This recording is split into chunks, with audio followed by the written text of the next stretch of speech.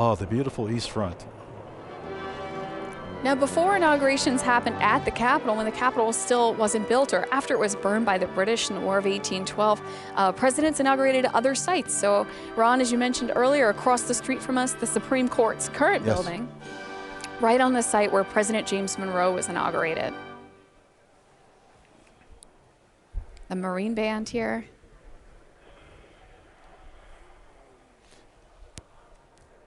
And we're going to be hearing from the Marine Friends, Band. We've talked so much about them. Let's listen to our beloved Marine Band for just a little while.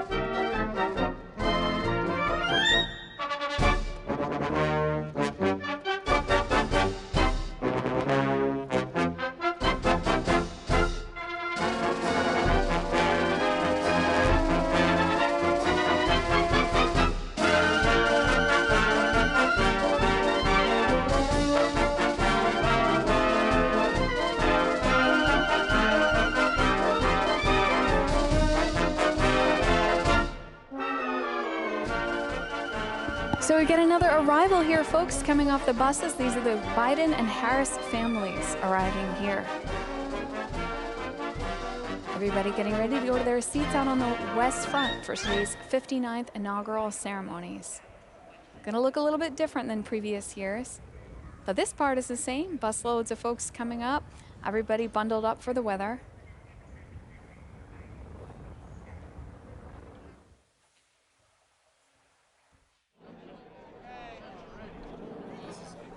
Not unfamiliar to President-elect Biden because as vice president. Yes, absolutely. Good point. So, think about this for a second. In terms of coming into a presidency, think of all the congressional experience he has in comparison to what everyone else, right? Who has more experience coming into the president? This has to be quite a moment for his family to come back yet again, but this time to be sworn in as commander-in-chief. These folks probably know their way around the hill pretty well, yeah, and this is something that we see in previous inaugurations, right? Their arrivals here. Again, we're on the east front here with the buses pulling up, so these folks will have to travel through the Capitol, across to the other side and out onto the west front, onto the platform. I can't emphasize this enough. This is a shot you don't see. This is not something you see from the networks. This particular angle to the Senate side of the Capitol, what we call the carriage door. Yeah, watching the Biden family coming in like this, you can see up underneath the porticos there.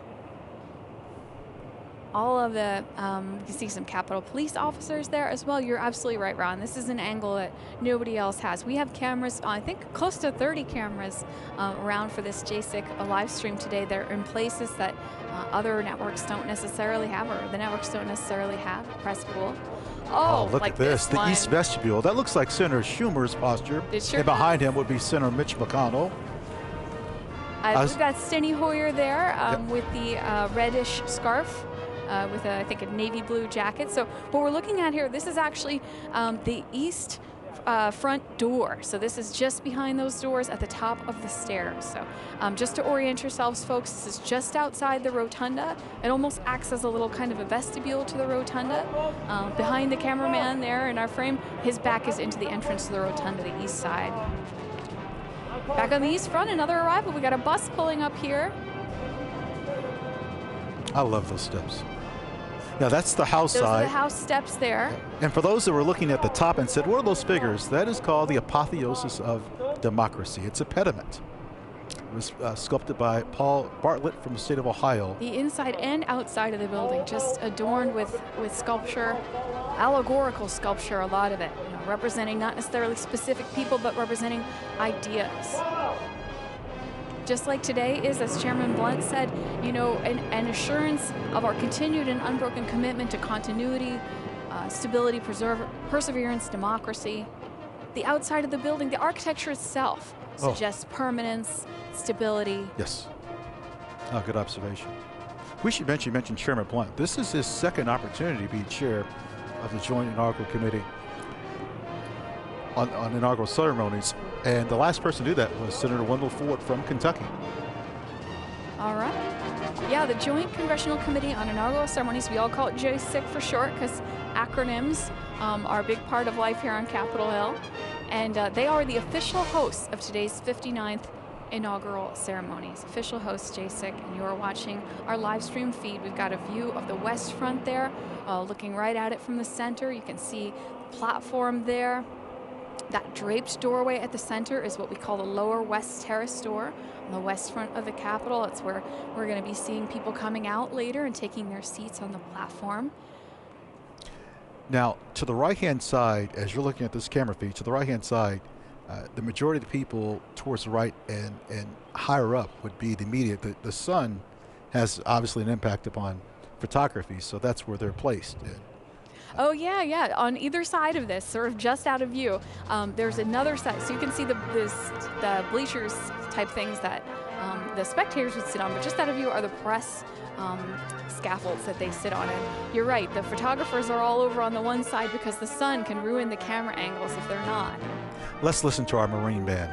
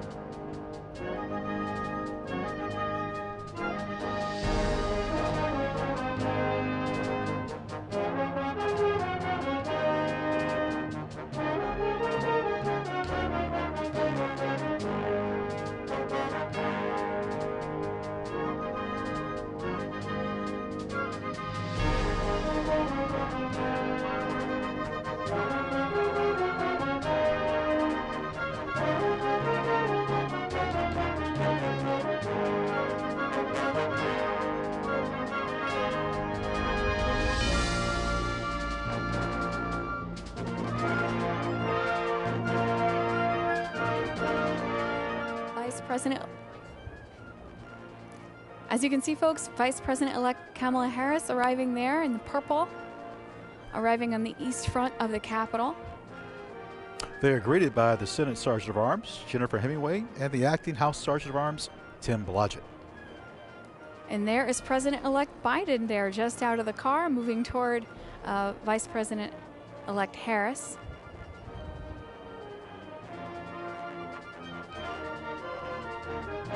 Got great weather for this, of course. There's Dr. Jill Biden there in, I would call that a teal. Teal? Teal or turquoise? Who am I to? Teal and turquoise? Question. Turquoise with teal trim. Oh, there's, you can see Officer Eugene Goodman close by as well. The United States Capitol Police Officer Eugene Goodman, today's acting Deputy Sergeant at Arms. He's in the brown overcoat, yes. In the brown coat and scarf there. So folks, you may have seen United States Capitol Police Officer Eugene Goodman. You might have seen some footage of him, so he has the special honor today of being the Deputy Sergeant at Arms. I see the chair of JASIC, Senator Roy Blunt, close by. Yeah, so some of JASIC meets them here at the bottom of the East Front steps, and then I think they meet some of the others as they walk a little bit further up the steps there. Again, this is not an unfamiliar scene. Senator Klobuchar, I believe, there in the Sure is. brownish coat, tan coat. And here we go, starting the walk up the stairs, the East Front stairs. Now remember, folks, presidents used to be inaugurated right here on these East Front steps. Presidents were inaugurated here, basically starting with Andrew Jackson. I think President Reagan got it right. The West Front is so much better, but it's historic to be on this side. The move to the West Front in 1981 is one of those things where people think it's always been that way. Just like the Supreme Court getting their own building in 1935, we think it's always been that way. Here we go, going up the East Front steps. You can see some United States Capitol Police officers flanking there. And approaching the east door. Beautiful carved bronze doors. Tourists used to enter through here. The Speaker's office used to be in the lobby out to the left. Yeah, this door is not used a lot, folks. I have to say, you know, Ron and I and our colleagues in the visitor services and guide service, we are in the Capitol just about every day, and we don't see these doors open a whole lot. Another name for them are the Randolph-Rogers doors, cast in Munich by the Royal Bavarian Foundry. 10,000 pounds. And the panels tell the life of George Washington. Well, his history. Little scenes, yeah. And the Columbus. Scenes of them. Columbus and Washington, they go up the sides. Also, we got a view of the inside here. Folks coming in that east door. Excellent footage. There's President-elect Biden and Dr. Jill Biden. You can see we've got a nice sunny day. There's Vice President-elect Harris and Doug Emhoff. Now, friends, I know what you're thinking. And the JSIC behind them, Senator Blunt. Where are they going? To a hold area. And there's Speaker Pelosi coming through again. The color of the day, I think turquoise. That, please. And Senator Mitch McConnell. And here we are looking at the Marine Band again. Like I said, they are going to be playing all day. And a little close-up of those uniforms, or a little bit of detail about those uniforms. As you know, they have the epaulettes, you know, the braiding on the shoulders. But Ron, trivia question for you. Do you know what the braids in the front are? They sort of hang down. They almost look like a bolo tie, sort of.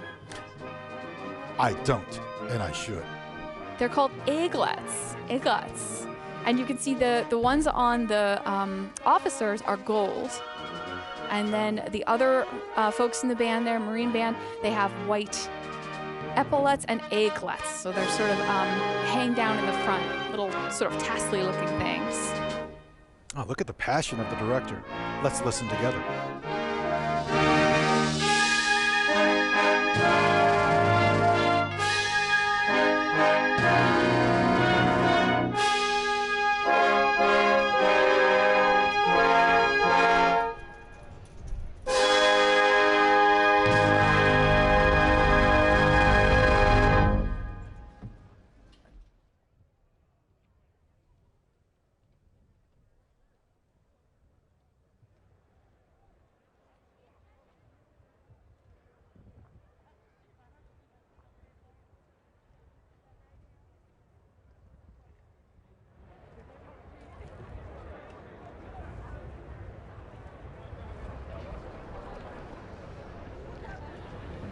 Ladies and gentlemen, this is typical of inaugurations on the West Front.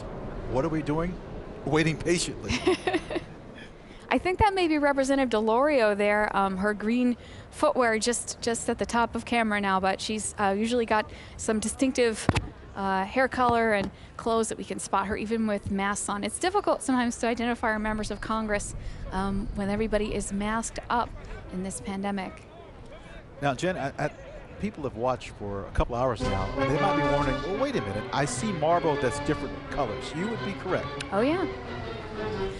Marble from Vermont, Maryland, and Massachusetts, specifically Lee, Massachusetts. Yeah, and on the inside of the building we see a lot of sandstone and a little bit of concrete. These are concrete walls here inside what we sort of lovingly refer to during inaugurations as the chute, right? This is where people are going to be sort of slaloming out. If you will. The chute brings to mind kind of like a water park, right? But they're going to kind of come down from the rotunda and out those doors onto the platform on the west side. So the door just behind us in this shot. This chute is at the bottom of the staircase, which connects to the crypt.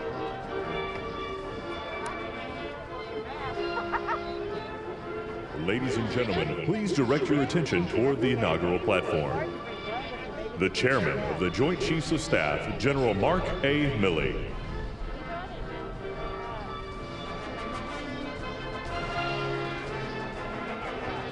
General Milley coming out now, Chairman of the Joint Chiefs of Staff.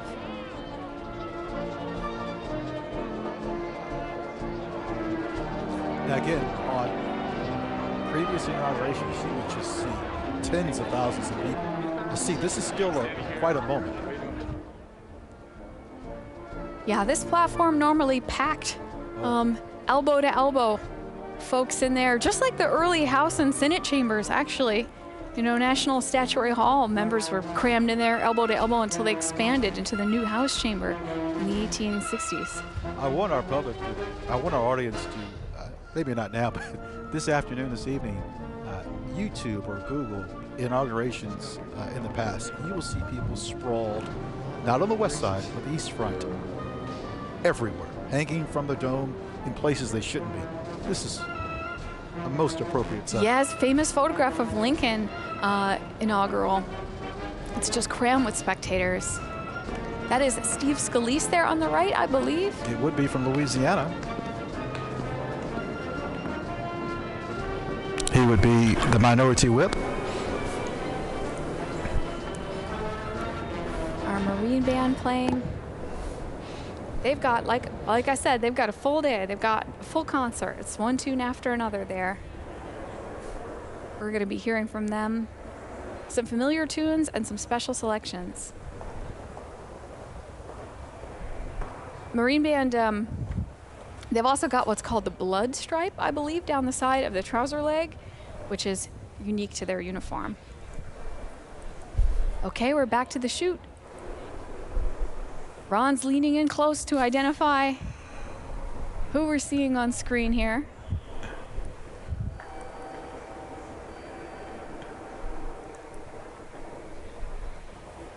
Being shown their marks, how to come out. I think that might be Clyburn in the red hat. From South Carolina, it is.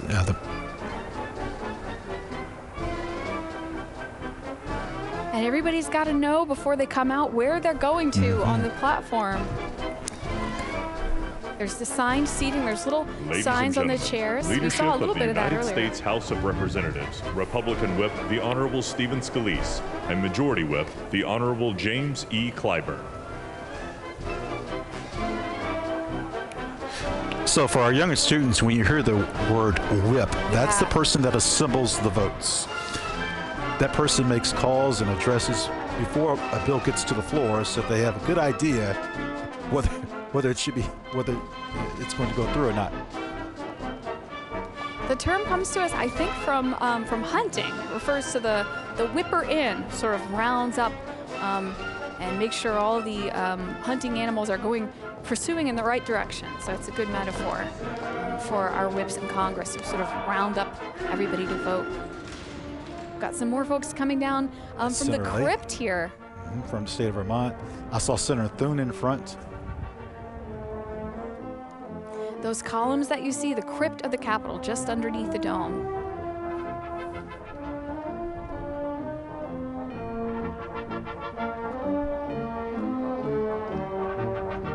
Janet, the act of secession is important, and this is going on with such good precision. As it I mean, this is an event. Always has. We've heard it now a couple of times from members of the JCIC, an event commonplace and miraculous, this peaceful transfer of power.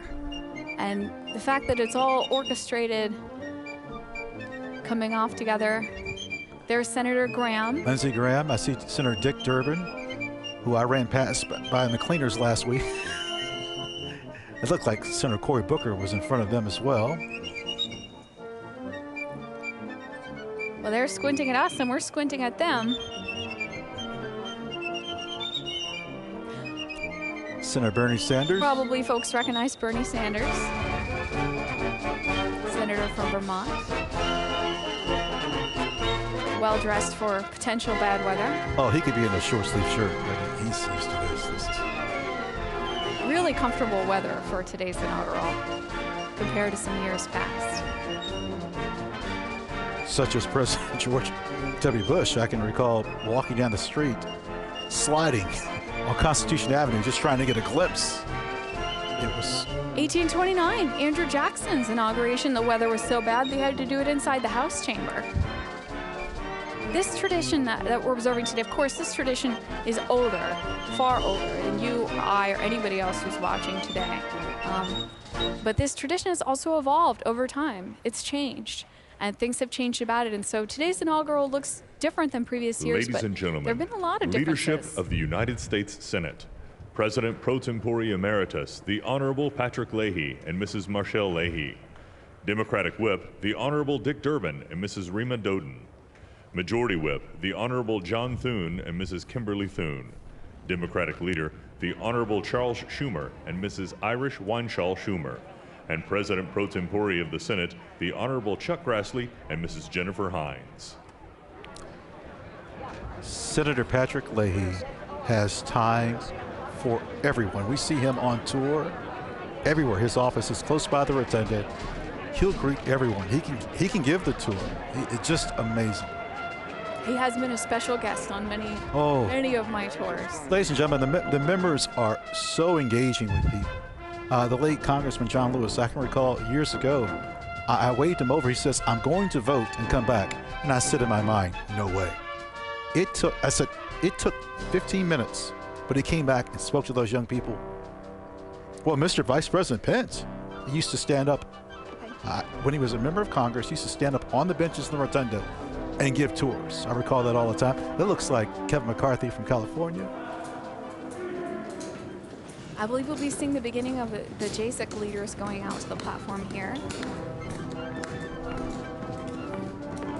That might be Senator Schumer we're seeing from the back again there. Who once was a chair of the Joint Congressional Committee on Inaugural Ceremonies.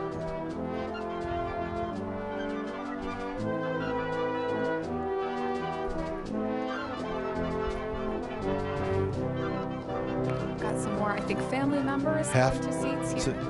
You have to notice this. The wind has slightly picked up. Wind picking up a little bit. Yeah, it looks that way.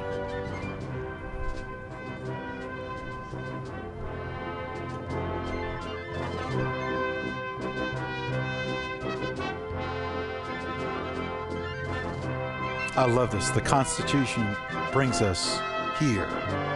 It's really one sentence that is necessary. The oath. 37 words or 30. You know, it originally said, "I do solemnly swear or affirm I will faithfully execute the office of President of the United States." And James Madison and George Mason insisted the chief executive should also swear an oath to the Constitution. And so Congress approved that version. So they added a little bit to that oath of office. That's what brings us here, the Constitution. And this date is because of the 20th Amendment.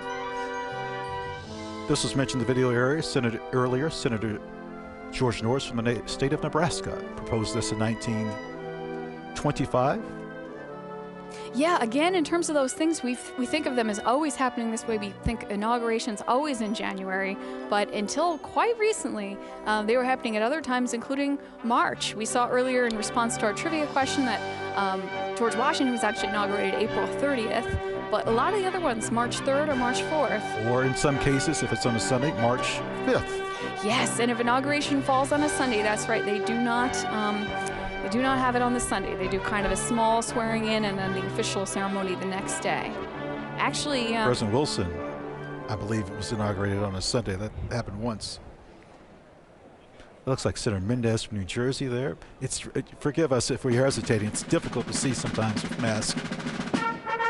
Also, the Capitol has been closed to tours out of an abundance of caution, of course, for some months now. And so, although these 535 members of Congress, senators, are our bosses, I would say, we haven't seen them in a little while. You know what's fun, Janet? I've seen times where former members of Congress, they've just casually walked up towards the West Front, and they know they don't have a seat, but they kind of blend in. That's kind of fun. Ladies and gentlemen, I think we saw some former members arrive earlier. Dan Quayle. Here's former Vice President Dan Quayle, the Honorable Dan Quayle, about to step through the chute and out the door. And again, we've got camera angles here that, folks, that not a lot of other people do.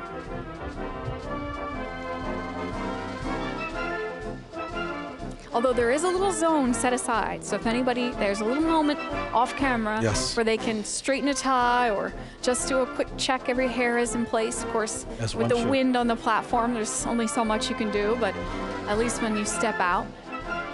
Not the handshake, but the... Yeah, we're seeing fist bumps here. Former VP Dan Quayle heading out there.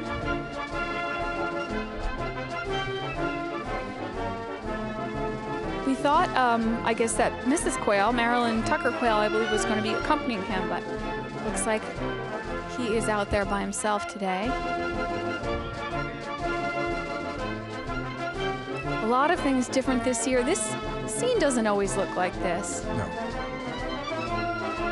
With so few chairs, people have to get up and move around, and they are able to move around. So I think we're seeing a little bit more socializing and photo taking. And of course, as we mentioned, not handshakes, but handshake equivalents.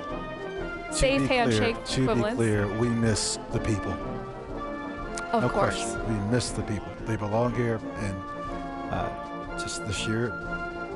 Well, this is the people's house, and we were talking earlier, you and I, as tour guides, recalling how many times members of Congress appear during our tours. We'll be taking a group of public around through the rotunda or through the crypt or National Statuary Hall, which is the former House chamber.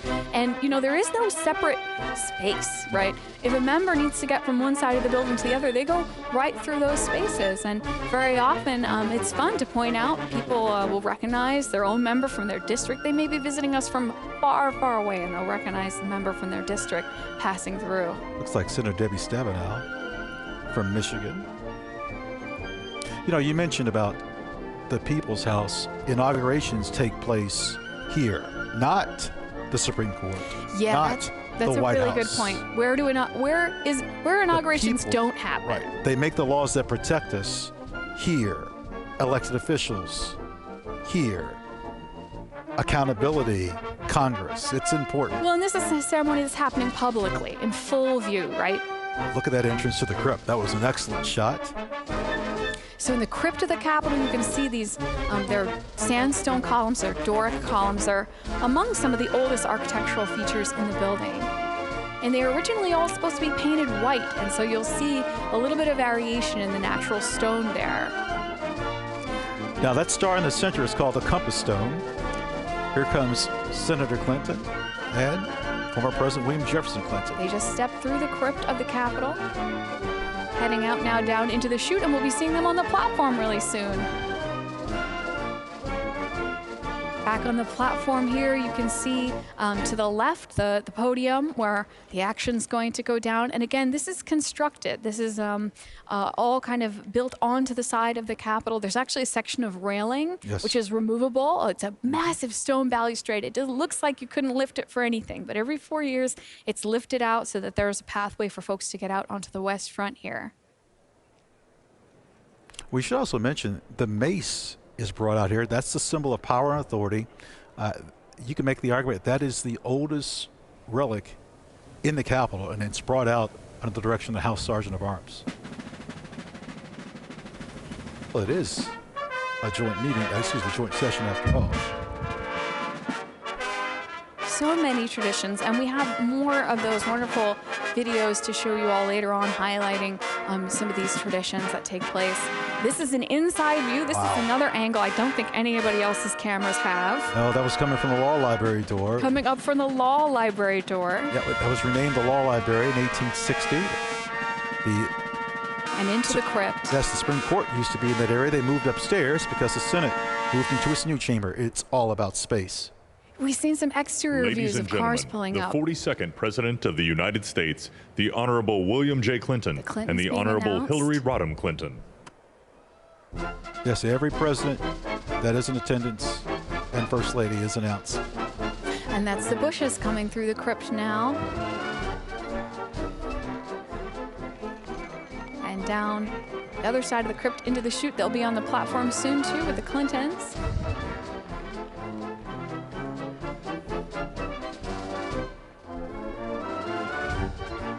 You know, normally we would hear the roar of the crowd for every one announced, and it is noticeably different.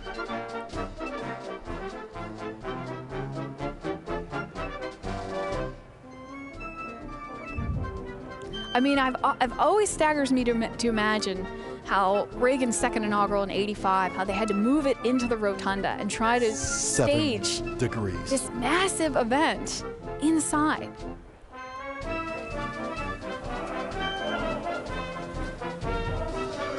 Because you mentioned earlier James Monroe's inauguration outside. The first one to be held outdoors, and the number of people attending just, you know, astronomically more. All right, we've got the Obamas coming through, about to enter into the crypt there. Quite a presence that couple brings. I'm looking for his coat tomorrow. Now that you've mentioned to me you've never seen him in a hat, I keep looking for hats. He's been in a hat. It's just rare when he's in the Capitol building.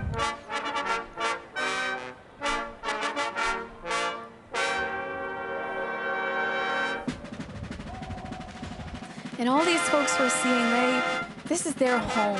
Oh, very. They have memories here going back years. Familiar faces around. Ladies and gentlemen, the 43rd President of the United States, the Honorable George W. Bush and Mrs. Laura Bush.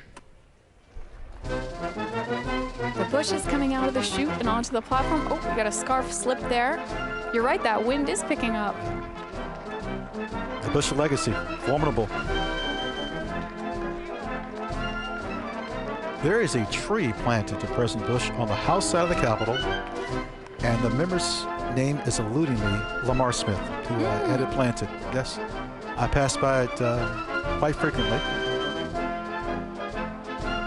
You know, inaugurations almost like track the history of technology in this nation.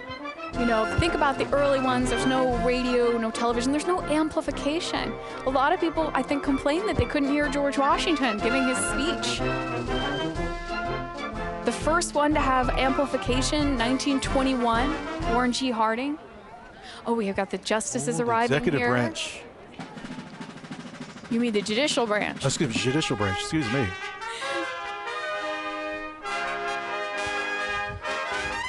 There's the herald trumpets. You mentioned inaugurations. How about President Lincoln? People were within 10 feet from him. Oh, yeah. Soldiers with weapons. Those are called tabards, those things that hang on their trumpets there. They have two sets. They have a navy blue and a white. So those are the navy blue that we see there on the herald trumpets. U.S. Army herald trumpets. So our justices in their robes coming down. It's my understanding that they gather in the Ladies old court and chamber. gentlemen, the 44th President of the United States, together. the Honorable Barack H. Obama and Mrs. Michelle Obama.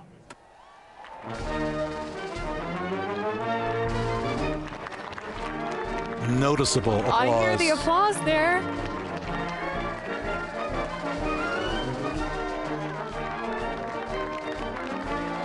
Very helpful to have announcers. As a senator, I once shared the same elevator with him. You know, I got after you? here, I actually moved to Washington on Election Day, 2008. Came here to work at the Capitol just about a week later. And then, so my first big public event was actually President Obama's first inaugural, 2009. And my job for the day was actually to escort people to their spots, to their seats. Oh, nice. As we mentioned this year, you know, different seating than in years past.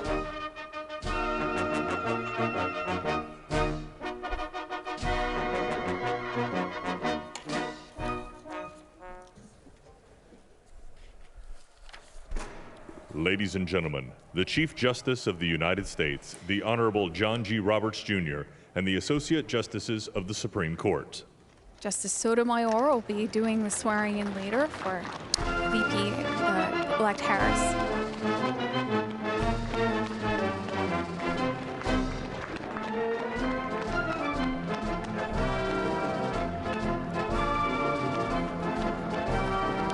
Yes, careful, everyone. Yeah, everyone needs to watch their step. There's carpeting there. I know what people are thinking. Why can't they take an elevator? It's just not that simple. Well, this is a historic building. It's Well, just to get to that point, there's other areas. Justice Barrett, I see, just towards the end. Elena Kagan there. Yep, Justice Kavanaugh.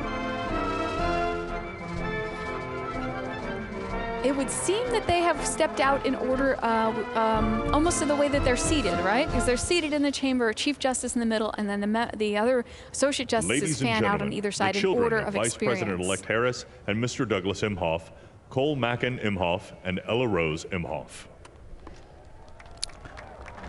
You know, I was reading that we have a lot of stepmothers involved in the ceremony today.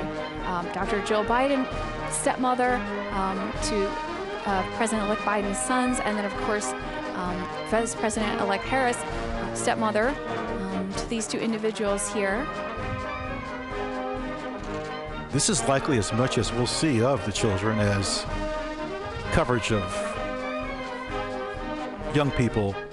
It's out of respect to the family. So being shown to their seats. They are young, 21 and 26. And Vice President-elect Harris has been their stepmother for a few years now. I think they were maybe teens. This seems so strange that there's so few people there. But it looks very different than inaugurations past. But this tradition is so long that although this looks different than the last one and the one before that, it may not look that different than the ones at the very beginning. You know, we talked about 1801 and people saying they couldn't spot Jefferson because he wasn't wearing any special sash or hat or anything.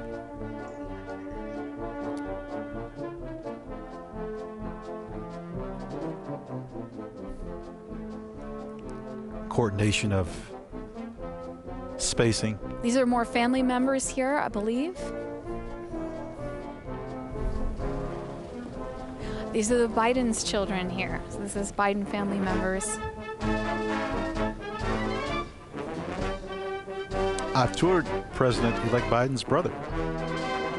You know, in addition to, years ago. You know, I think folks, when they think about visiting the Capitol, they think about sending their young students here on field trips from all over the nation, or think about coming in and looking at the artworks with us. But we do give tours sometimes to important guests and dignitaries. Very fortunate.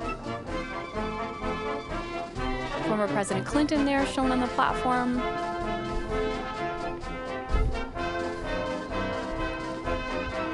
We're approaching the 11 o'clock hour. And in another hour, President Biden-elect, well, he'll be sworn in, and we'll hear his remarks in less than that time. So Yes, people have waited a long time, but the end is near.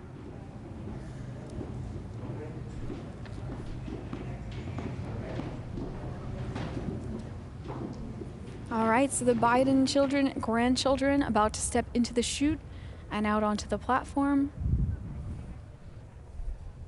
Robert Hunter Biden II, Ashley Blazer Biden, and the grandchildren of the president-elect there.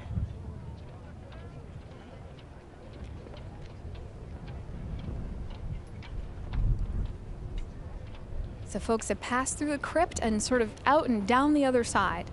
Down here toward the west front, they're about to step through the draped door that we've been looking at from the outside of the platform, kind of just beneath those flags.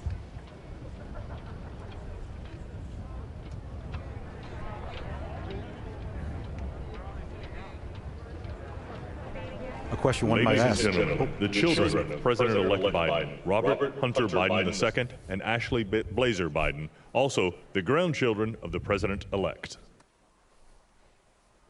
Now, I just want to point out the Marine Band here is playing John Philip Sousa March, which is called Beau Ideal. As we see the Biden children and grandchildren headed out to the platform to take their seats.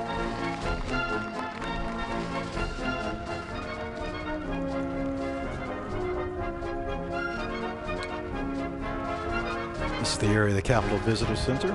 Yeah, that's the area where the Visitor Center attaches to the old front of the Capitol. So if you look closely at the walls here, you can see sandstone from the 2000s attached to sandstone from the 1800s, and a little clear window in the floor.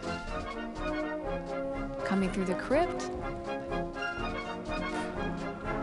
You know, with the approach of Vice President Pence,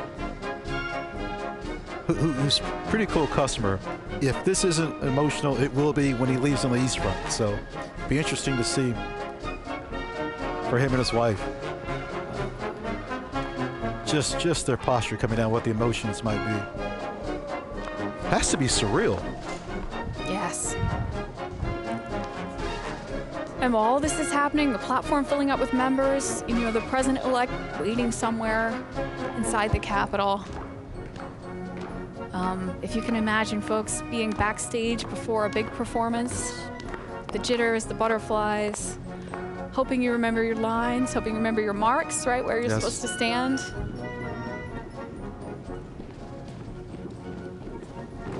And then we have these cameras and spots watching folks come down the steps.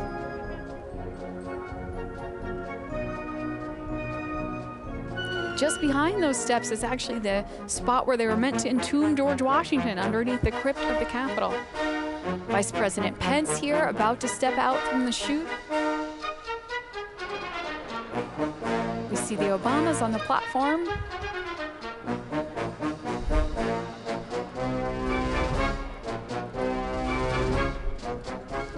Soon there'll be an announcement for everybody to be seated, but not yet.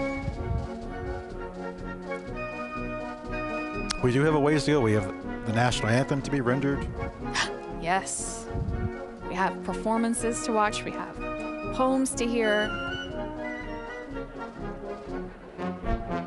This program has expanded and contracted over the years, you know, according to the priorities of the day and according to the traditions, according to the conditions of the day. When they've had to cut things short for one reason or another, they've probably, you know, left some things out, and other times people have thought, well, I've got this moment and I'm gonna hear my favorite poet and I'm gonna hear my favorite musician. Ladies and gentlemen, accompanying the Vice President, the Secretary of the Senate, the Honorable Julie E. Adams, and Chief Administrative Officer of the House of Representatives, Catherine Spindor.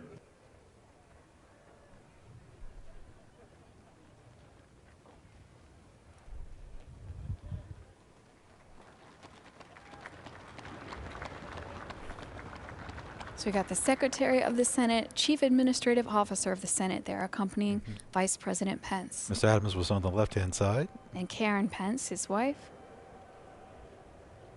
Here with Vice President Pence, getting ready to come out of the chute. The Pences have visited my church. Yes. Vice President Pence is, I think, probably the member of Congress, Senate, that visitors have spotted the most on my tours in the past couple of years. He has time for people, doesn't he? When He comes stops and shakes hands. I had whole school groups of 8th graders run over to meet the vice president. And again, it's one of those moments folks can't believe they're having. Came on a tour of the Capitol and saw the vice president. Oh, there they are, those tabards on the herald trumpets. Ladies and gentlemen, the Vice President of the United States, the Honorable Michael R. Pence and Mrs. Karen Pence.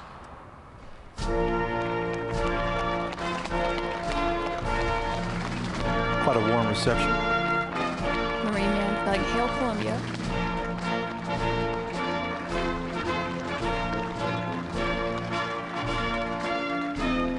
Oh, I'm sorry, I think this is another Sousa March. As the Pences step out onto the platform, headed to their seats. Oh, riders for the flag, yes.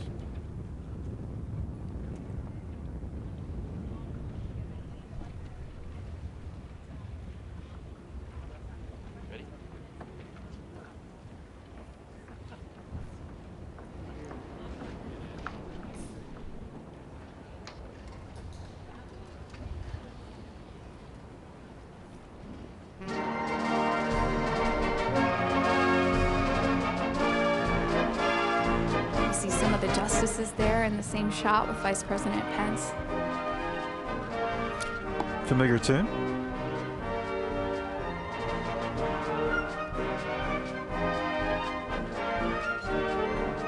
You can hear the audience singing "This Is My Country." You can hear that.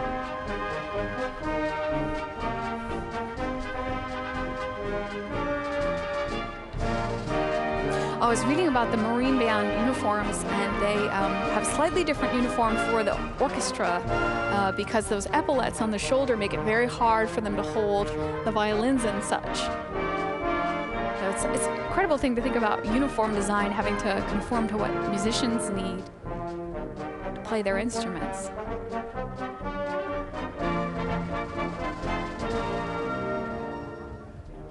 Vice President Pence there on the, oh, we see there's Dan Quayle and George W. Bush there, exchanging a greeting on the platform. Former presidents and former vice presidents and justices, you can see them all there.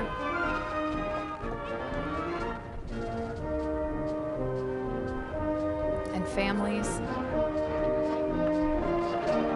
Family that we see here. Did you notice those two strollers earlier out on the east front? I think. I didn't see the yes, strollers. Yes, two strollers. Sure. On the east front. I think we know who's in those strollers now. I think we do. Got some small ones there.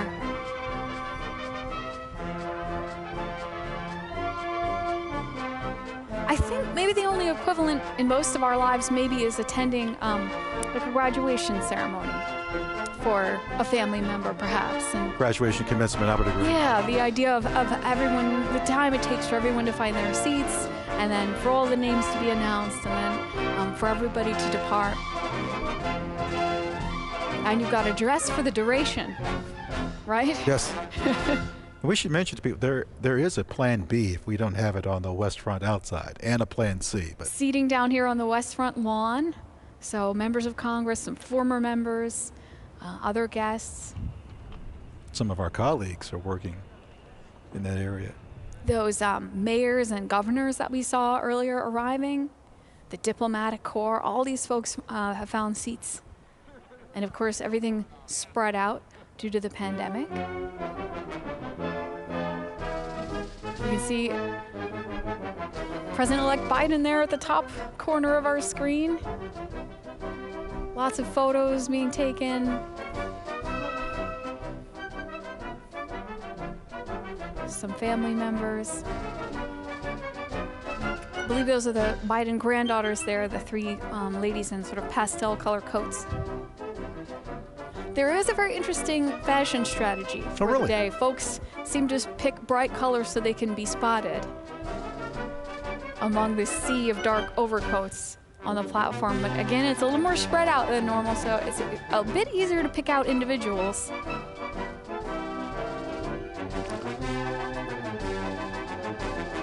view of the Marine Band here.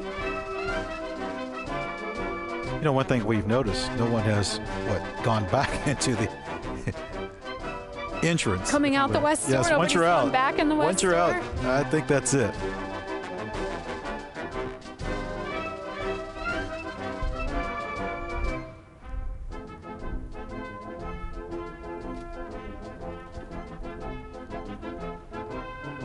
Oh.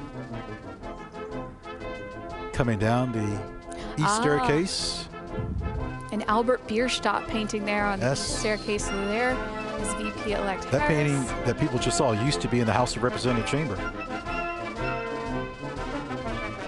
And they're preparing to walk across the crypt. So that escalator you can spot at the back of the shot, that's leading down into the Capitol Visitor Center, the newest part of the Capitol complex, opened up in 2008. December 2nd. I remember that one. Officer Goodman. In the light brown coat. Boy, that's going to be quite a moment. Quite a moment.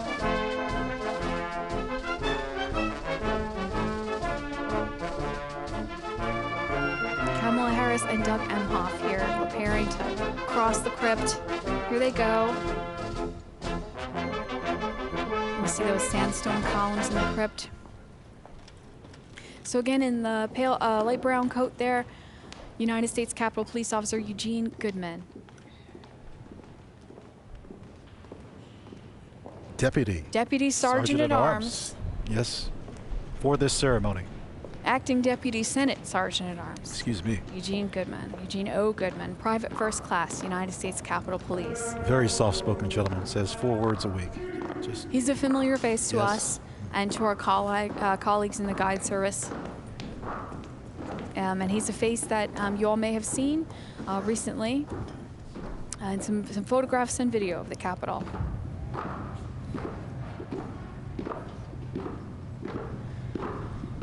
We can hear the footsteps of VP-elect Harris coming down the stairs from the crypt.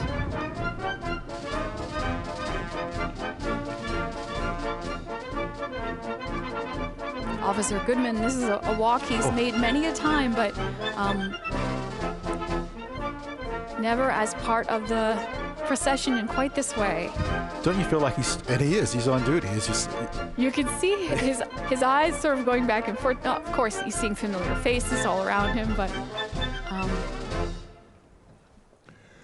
Ladies and gentlemen, accompanying the Vice President-elect, the Chief of Inaugural Ceremonies, Maria Miller-Lohmeyer, the Acting Deputy House Sergeant-at-Arms, Kevin Grubbs, and the Acting Deputy Senate Sergeant-at-Arms, United States Capitol Police Officer, Private First Class Eugene O. Goodman. well, crescendo of applause, and we know who that's for. yeah. Officer Goodman.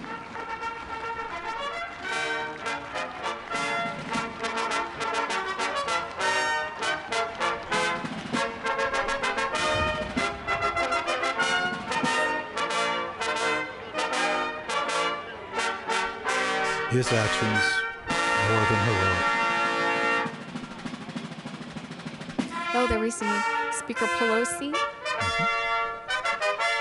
And looks like the rest of the JSIC there preparing to cross. Mr. So Warrior again, in the red scarf. we've got to spell out our acronyms. It's the Joint Congressional Committee on Ladies and Inaugural gentlemen, Ceremonies. the Vice President-elect of the United States, Kamala Devi Harris, and Mr. Douglas Emhoff.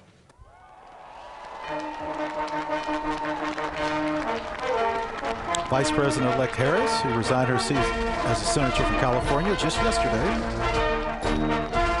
and today, very shortly, to be sworn in as Vice President.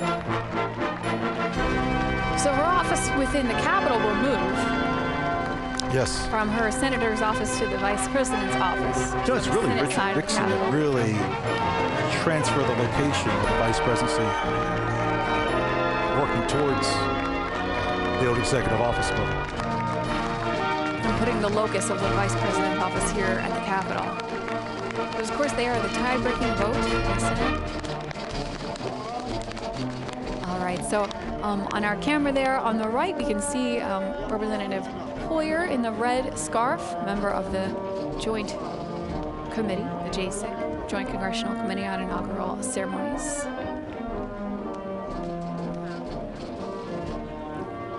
VP-elect Harris hugging her children there.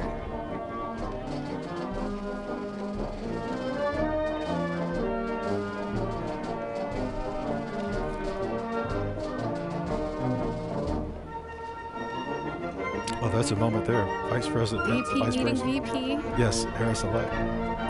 Vice President-elect Harris, yes.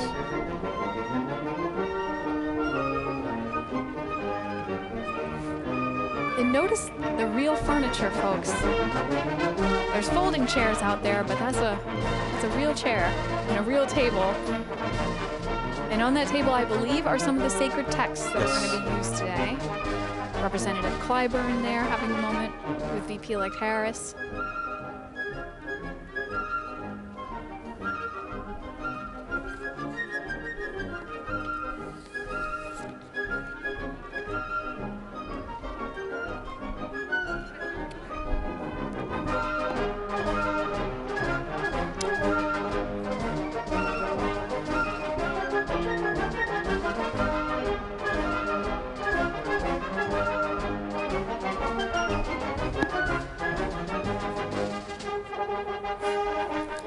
Do I see snow? I see snow flurries, it looks like, in this shot of Chuck Schumer. Those are snow flurries. You notice it has gotten considerably darker since. The wind did pick up.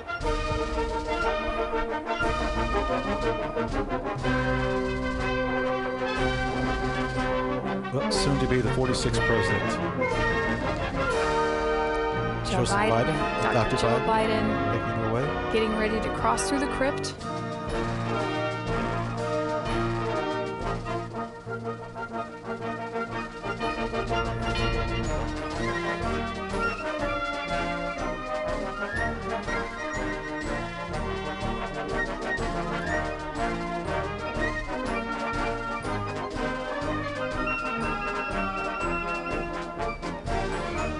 We'll wave to the camera. I can't stress enough that we have cameras in areas that you won't see on any other live stream or broadcast. These behind-the-scenes shots, this idea The that you Joint can see into Congressional the visitor Committee on center. Inaugural Ceremonies, Staff Representative Alexandria Gordican DeChico, accompanying the House Republican leader, the Honorable Kevin McCarthy. Staff Representative Bridget Brennan, accompanying House Majority Leader, the Honorable Steny Hoyer and Mrs. Yvette Lewis. Staff Representative Kate Knudsen, accompanying Speaker of the House of Representatives, the Honorable Nancy Pelosi and Mr. Paul Pelosi. Staff Representative Lindsey Kerr, accompanying the Honorable Amy Klobuchar and Mr. John Bessler. Staff Representative Stephanie Hager-Mucko, accompanying Senate Majority Leader, the Honorable Mitch McConnell and the Honorable Elaine L. Chao. And Staff Representative Rochelle Graves Schroeder, accompanying the Chairman of the Joint Congressional Committee on Inaugural Ceremonies, the Honorable Roy Blunt and Mrs. Abigail Blunt. So those members of the JCEC, the Joint Congressional Committee on Inaugural Ceremonies, the official host of today's 59th inaugural ceremonies, we can see them there headed out onto the platform. The announcer just said the names. Proud moment for the committee. They've put all this together. Not just September, well before that, the planning has gone on. And let's be honest, this has been a different inauguration and hopefully something that we won't see again for a lot of different reasons. And they've really pulled this off handsomely. There goes Senator Blunt, the former Majority Whip of the House. He's been through a few of these ceremonies. Again, this is the second time he has chaired this committee. Yes. There's been 5 people to chair the committee twice, and Senator Blunt would be the latest.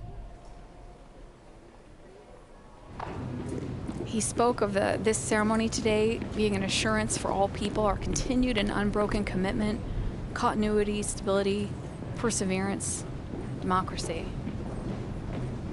As we get ready to see the peaceful transfer of power, an event both commonplace and miraculous.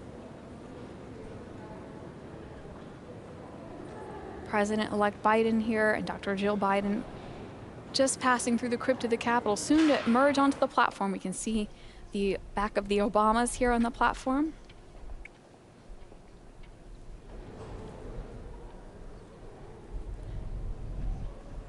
Cole and Ella, and it's snowing. Cole and Ella, VP Harris's children there.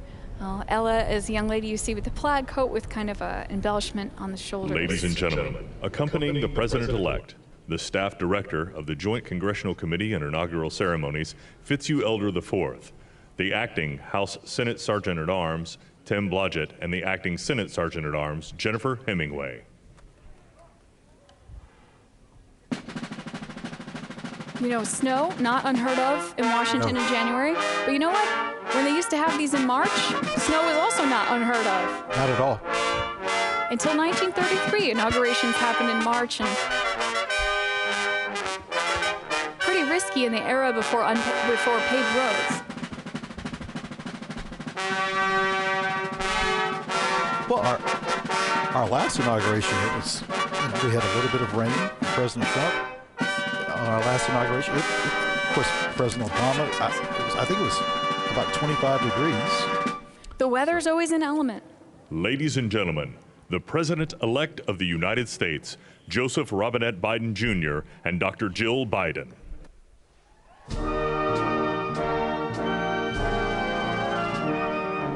This piece by the Marine Band Trio from Hail America.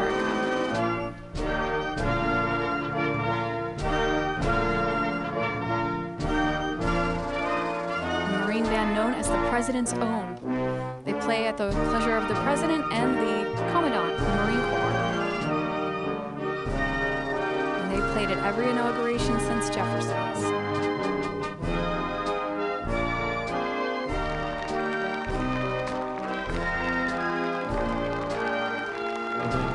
Biden's approaching their seats on the platform here.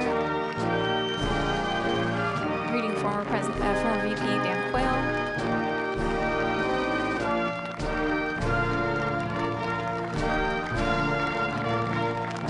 Look at his eyes. The pride. Ladies and gentlemen, please be seated.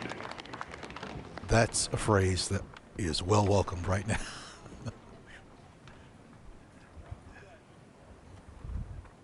Let's enjoy the ceremony.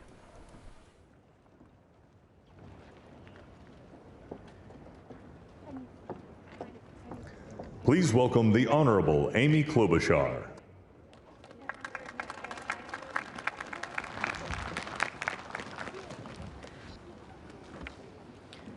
Vice President Pence, Mr. President-elect, Madam Vice President-elect, members of Congress and the judicial branch, former presidents and first ladies, vice presidents, leaders from abroad, and a whole bunch of Bidens. America, welcome to the 59th presidential inauguration, where in just a few moments, Joe Biden and Kamala Harris will take their solemn oaths. This ceremony is the culmination of 244 years of a democracy. It is the moment when leaders brought to this stage by the will of the people promise to be faithful to our Constitution, to cherish it and defend it. It is the moment when they become, as we all should be, guardians of our country. Have we become too jaded, too accustomed to the ritual of the passing of the torch of democracy to truly appreciate what a blessing and a privilege it is to witness this moment? I think not. 2 weeks ago, when an angry, violent mob staged an insurrection and desecrated this temple of our democracy, it awakened us to our responsibilities as Americans. This is the day when our democracy picks itself up, brushes off the dust, and does what America always does: goes forward as a nation under God, indivisible, with liberty and justice for all. This conveyance of a sacred trust between our leaders and our people takes place in front of this shining Capitol dome for a reason. When Abraham Lincoln gave his first inaugural address in front of this Capitol, the dome was only partially constructed, braced by ropes of steel. He promised he would finish it. He was criticized for spending funds on it during the Civil War. To those critics, he replied, "If the people see the Capitol going on, it is a sign we intend the Union shall go on."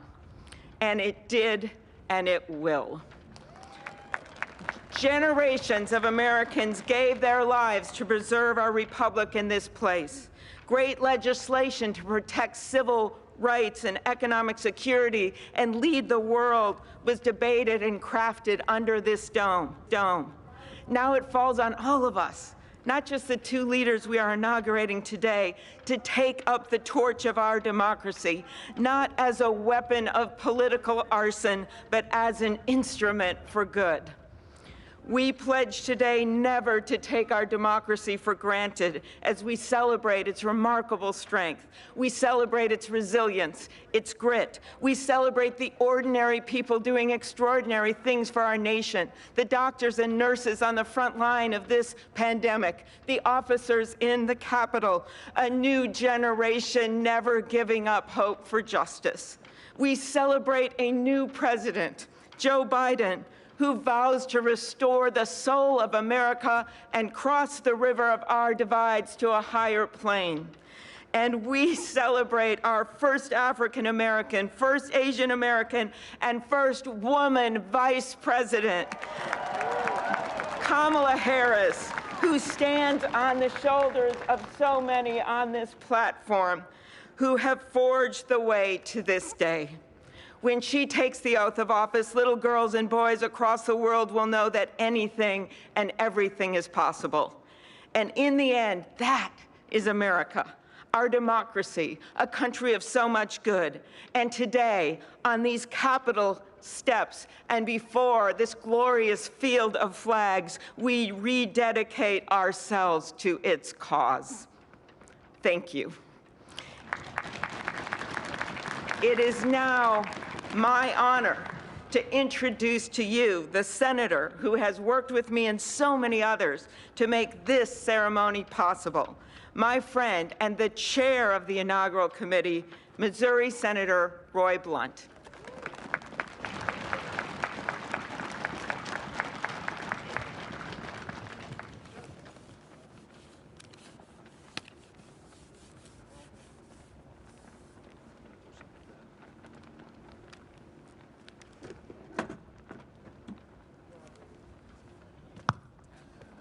Well, I should have known when Senator Klobuchar got involved, at least there'd be a touch of snow up here this morning.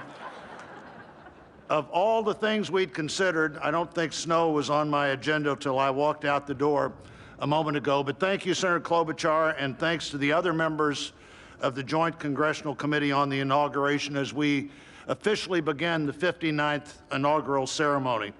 I also want to thank the Joint Committee staff and our partners, particularly our security partners, for the way they've dealt with unprecedented circumstances. When I chaired the inauguration 4 years ago, I shared President Reagan's 1981 description of this event as commonplace and miraculous. Commonplace because we've done it every 4 years since 1789. Miraculous because we've done it every 4 years since 1789. Americans have celebrated this moment during war, during depression, and now during pandemic. Once again, all three branches of our government come together as the Constitution envisions. Once again, we renew our commitment to our determined democracy, forging a more perfect union. That theme for this inauguration, our determined democracy, forging a more perfect union, was announced by the Joint Committee before the election with the belief that the United States can only fulfill its promise and set an example for others if we are always working to be better than we have been. The Constitution established that determined democracy with its first three words, declaring the people as the source of the government. The Articles of Confederation hadn't done that. The Magna Carta hadn't done that. Only the Constitution says the government exists because the people are the source of the reason it exists. They immediately followed those first three words with the words to form a more perfect union. The founders did not say to form a perfect union. They did not claim that in our new country nothing would need to be improved. Fortunately, they understood that always working to be better would be the hallmark of a great democracy. The freedoms we have today, the nation we have today, is not here just because it happened, and they aren't complete. A great democracy working through the successes and failures of our history, striving to be better than it had been. And we are more than we have been, and we are less than we hope to be. The assault on our Capitol at this very place just 2 weeks ago reminds us that a government designed to balance and check itself is both fragile and resilient. During the last year, the pandemic challenged our free and open society and called for extraordinary determination and sacrifice, and still challenges us today. Meeting that challenge head on have been and are healthcare workers, scientists, first responders, essential frontline workers, and so many others we depend on in so many ways. Today we come to this moment. People all over the world, as we're here, are watching and will watch what we do here. Our government comes together. The Congress and the courts join the transition of executive responsibility. One political party more pleased today and on every inaugural day than the other. But this is not a moment of division, it's a moment of unification. A new administration begins and brings with it a new beginning. And with that, our great national debate goes forward, and a determined democracy will continue to be essential in pursuit of a more perfect union and a better future for all Americans. What a privilege for me to join you today. Thank you.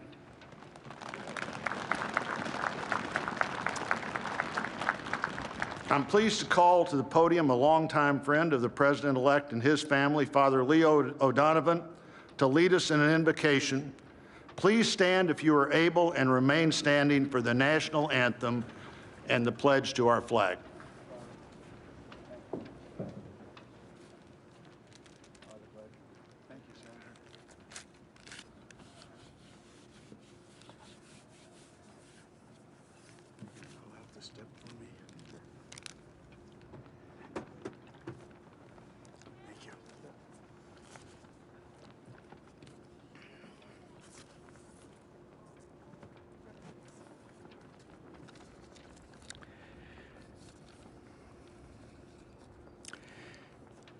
Gracious and merciful God, at this sacred time we come before you in need, indeed on our knees.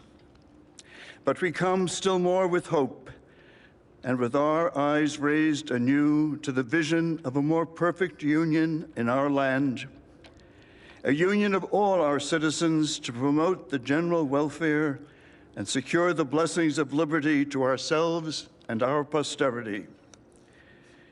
We are a people of many races, creeds, and colors, national backgrounds, cultures, and styles, now far more numerous and on land much vaster than when Archbishop John Carroll wrote his prayer for the inauguration of George Washington 232 years ago. Archbishop Carroll prayed that you, O Creator of all, would assist with your Holy Spirit of counsel and fortitude the President of these United States, that his administration may be conducted in righteousness and be eminently useful to your people. Today we confess our past failures to live according to our vision of equality, inclusion, and freedom for all. Yet we resolutely commit still more now to renewing the vision, to caring for one another in word and deed, especially the least fortunate among us, and so becoming a light for the world. There is a power in each and every one of us that lives by turning to every other one of us, a thrust of the Spirit to cherish and care and stand by others, and above all, those most in need. It is called love, and its path is to give ever more of itself. Today, it is called American patriotism, born not of power and privilege, but of care for the common good, with malice toward none and with charity for all. For our new president, we beg of you the wisdom Solomon sought when he knelt before you and prayed for an understanding heart, so that I can govern your people and know the difference between right and wrong. We trust in the counsel of the letter of James. If any of you lacks wisdom, you should ask God, who gives generously to all without finding fault, and it will be given to you. Pope Francis has reminded us how important it is to dream together. By ourselves, he wrote, we risk seeing mirages, things that are not there. Dreams, on the other hand, are built together. Be with us, holy mystery of love, as we dream together. Help us under our new president to reconcile the people of our land, restore our dream and invest it with peace and justice and the joy that is the overflow of love. To the glory of your name, forever, amen.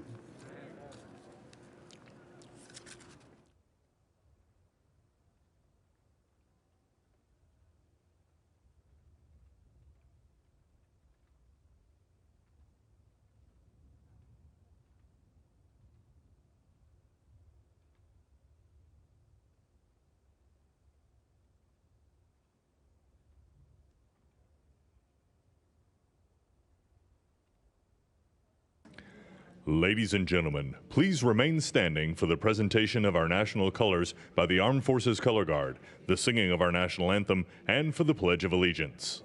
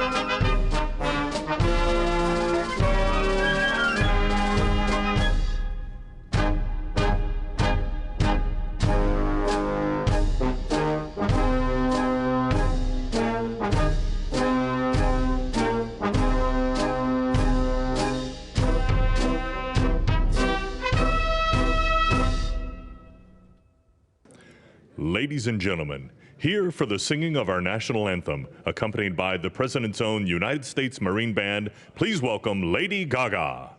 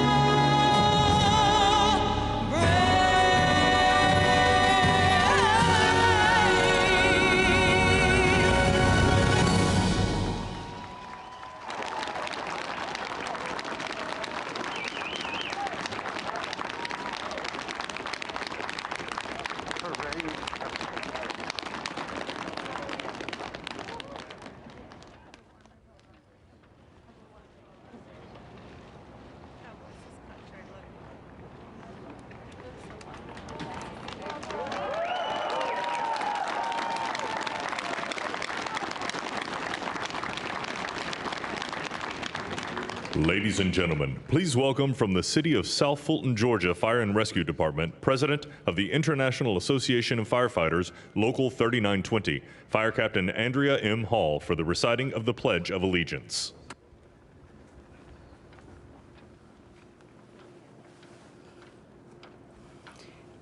I pledge allegiance to the flag of the United States of America and to the republic for which it stands, one nation, under God, indivisible, with liberty and justice for all.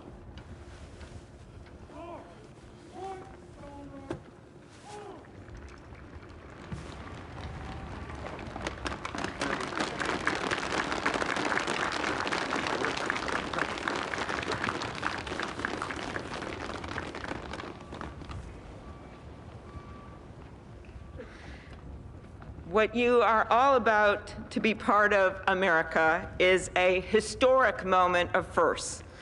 To administer the oath to our first African American, our first Asian American, and our first woman vice president, Kamala Harris, it is my great privilege to welcome to the inaugural stage the first Latina to ever serve on the Supreme Court of the United States of America, Justice Sonia Sotomayor.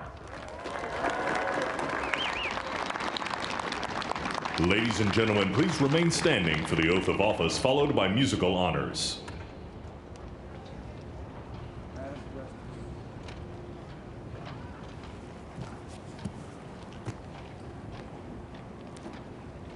Please raise your right hand and repeat after me. I, Kamala Davy Harris, do solemnly swear I, Kamala Davy Harris, do solemnly swear that I will support and defend the Constitution of the United States that I will support and defend the Constitution of the United States against all enemies, foreign and domestic, against all enemies, foreign and domestic, that I will bear true faith and allegiance to the same, that I will bear true faith and allegiance to the same, that I take this obligation freely, that I take this obligation freely, without any mental reservation or purpose of evasion, without any mental reservation or purpose of evasion, that I will well and faithfully discharge that I will well and faithfully discharge the duties of the office on which I am about to enter. the duties of the office upon which I am about to enter. So help me God. So help me God. All right.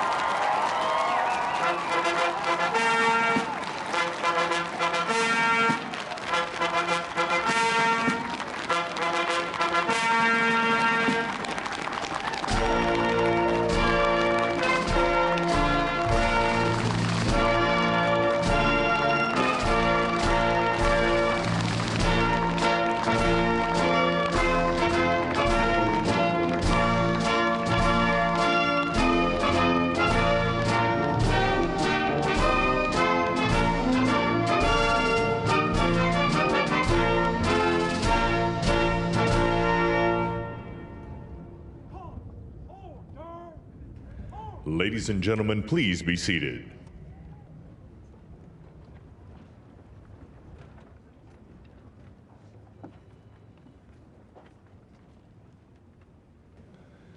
Please welcome Jennifer Lopez to perform This Land Is Your Land and America the Beautiful, accompanied by members of the President's own United States Marine Band.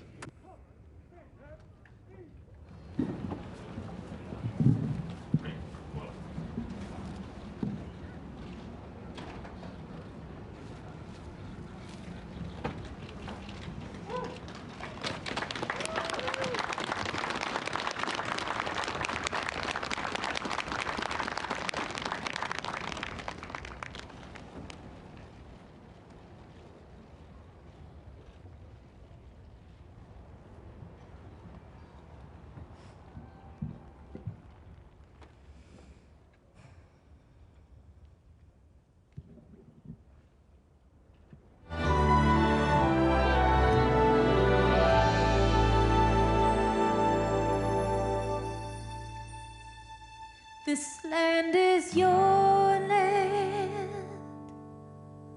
This land is my land. From California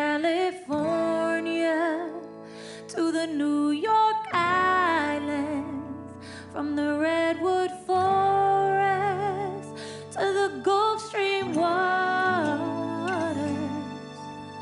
This land was made for you and me. As I went walking down that ribbon of highway, I saw above me that endless skyway. I saw below me that golden valley. This land was made for you and me. Oh, this land, oh, this land. This land was made for you and me. Oh, this land, oh, this land. This land was made for you and me. You and me.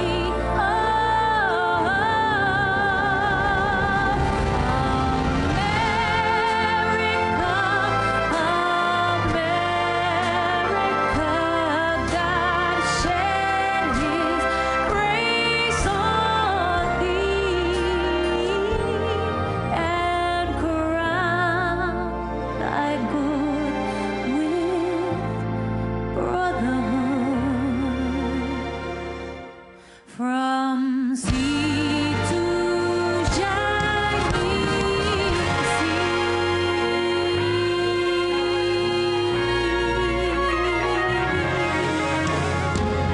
Una nación bajo Dios, indivisible, con libertad y justicia para todos. Let's get loud.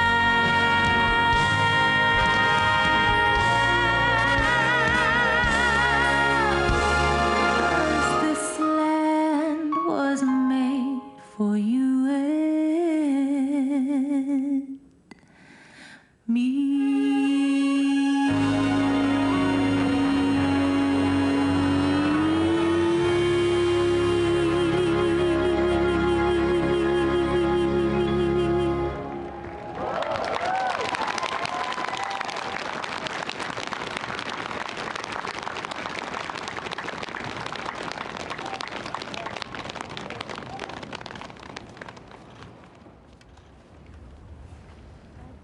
Well, that was great. The sun is shining, and Mr. President-elect, this is the first inauguration in the history of America where J-Lo was the warm-up act for Chief Justice Roberts. With that, it is now my distinct honor to introduce the Chief Justice of the Supreme Court of the United States, John Roberts, to administer the presidential oath to the next President of the United States, Joseph R. Biden.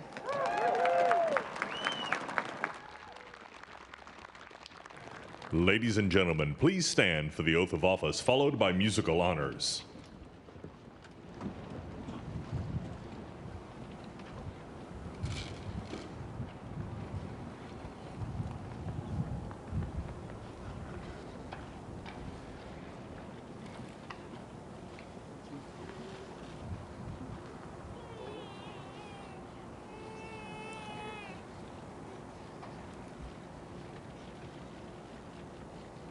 Please raise your right hand and repeat after me.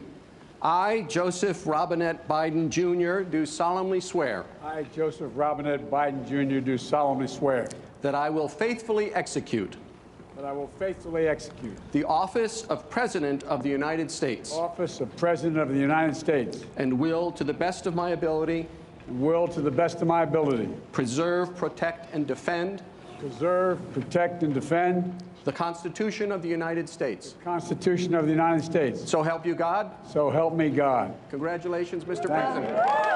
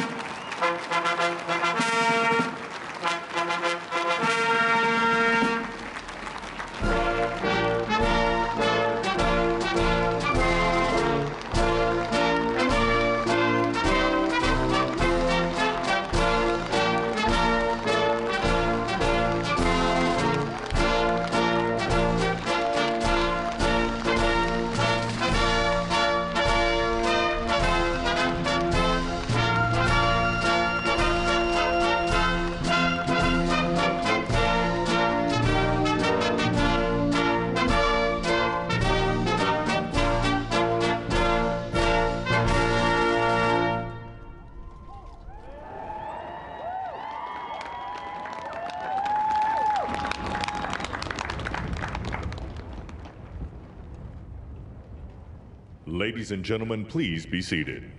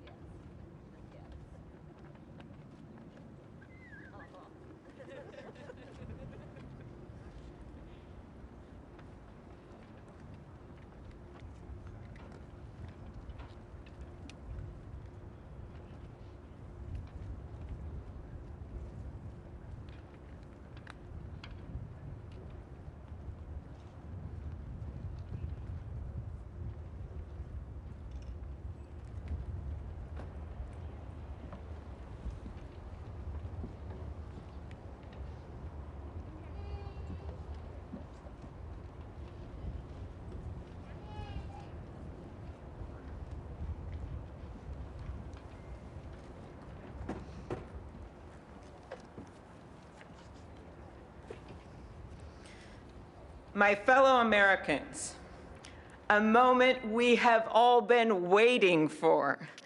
It is now my great privilege and high honor to be the first person to officially introduce the 46th President of the United States, Joseph R. Biden, Jr.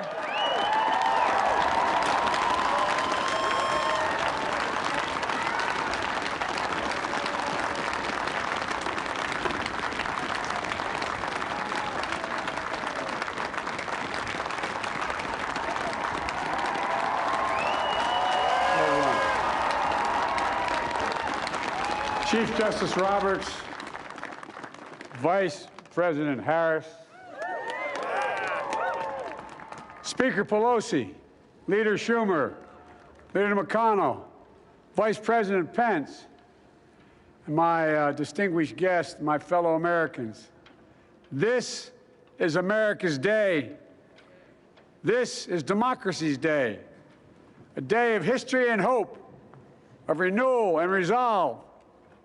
Through a crucible for the ages, America has been tested anew, and America has risen to the challenge. Today, we celebrate the triumph not of a candidate, but of a cause, the cause of democracy. The people, the will of the people, has been heard, and the will of the people has been heeded. We've learned again that democracy is precious. Democracy is fragile. And at this hour, my friends, democracy has prevailed. So now, on this hallowed ground where just a few days ago, violence sought to shake the Capitol's very foundation, we come together as one nation, under God, indivisible, to carry out the peaceful transfer of power as we have for more than 2 centuries.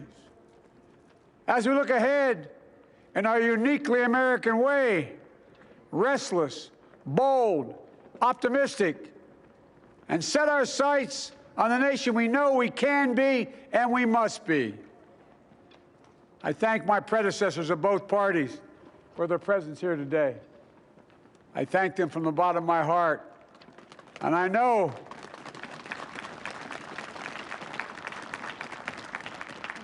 the resilience of our Constitution and the strength of our nation, as does President Carter, who I spoke with last night, who cannot be with us today, but whom we salute for his lifetime in service. I've just taken the sacred oath each of those patriots have taken, the oath first sworn by George Washington. But the American story depends not on any one of us, not on some of us, but on all of us, on we, the people, who seek a more perfect union. This is a great nation. We are good people. And over the centuries, through storm and strife, in peace and in war, we've come so far. But we still have far to go. We'll press forward with speed and urgency, for we have much to do in this winter of peril and significant possibilities.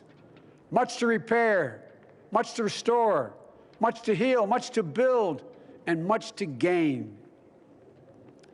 Few people in our nation's history have been more challenged or found a time more challenging or difficult than the time we're in now. Once-in-a-century virus that silently stalks the country.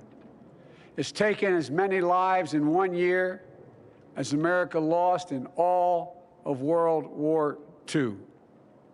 Millions of jobs have been lost. Hundreds of thousands of businesses closed. A cry for racial justice, some 400 years in the making, moves us. The dream of justice for all will be deferred no longer.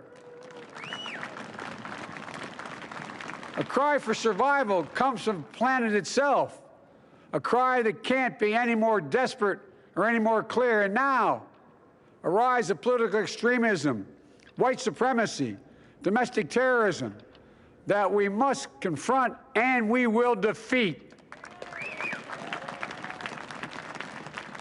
To overcome these challenges, to restore the soul and secure the future of America, requires so much more than words. It requires the most elusive of all things in a democracy: unity. Unity. In another January, on New Year's Day in 1863, Abraham Lincoln signed the Emancipation Proclamation. When he put pen to paper, the president said, and I quote, "If my name ever goes down into history, it'll be for this act, and my whole soul is in it." My whole soul is in it. Today, on this January day, my whole soul is in this, bringing America together, uniting our people, uniting our nation. And I ask every American to join me in this cause.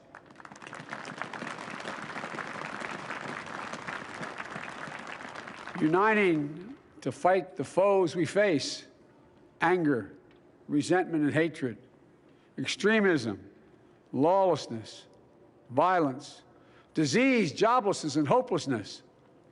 With unity, we can do great things, important things. We can right wrongs. We can put people to work in good jobs. We can teach our children in safe schools. We can overcome the deadly virus.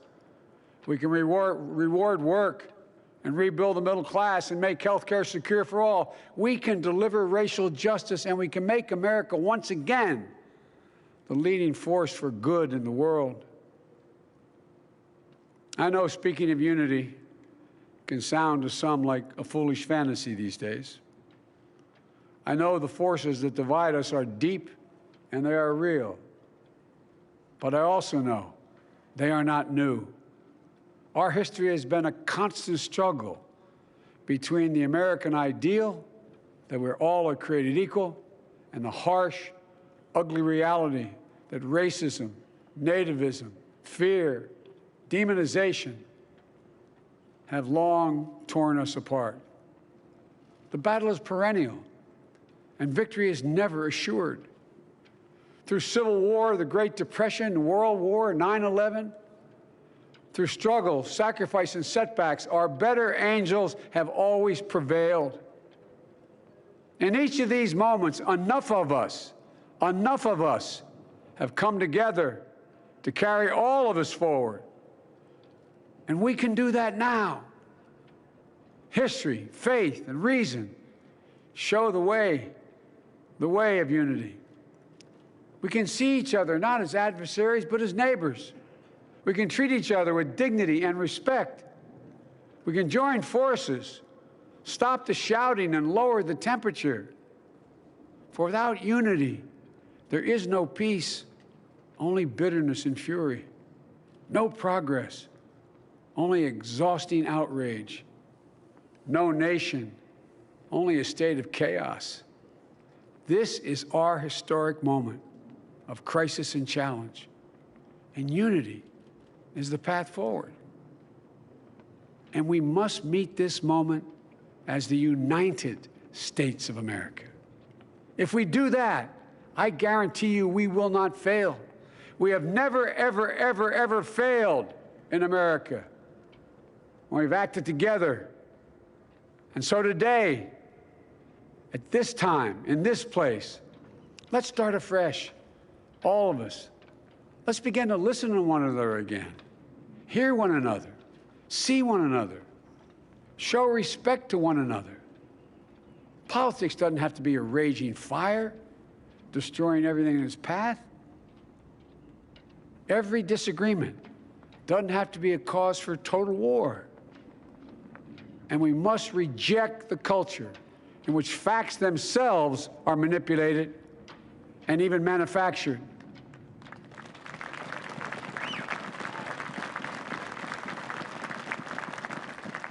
My fellow Americans, we have to be different than this.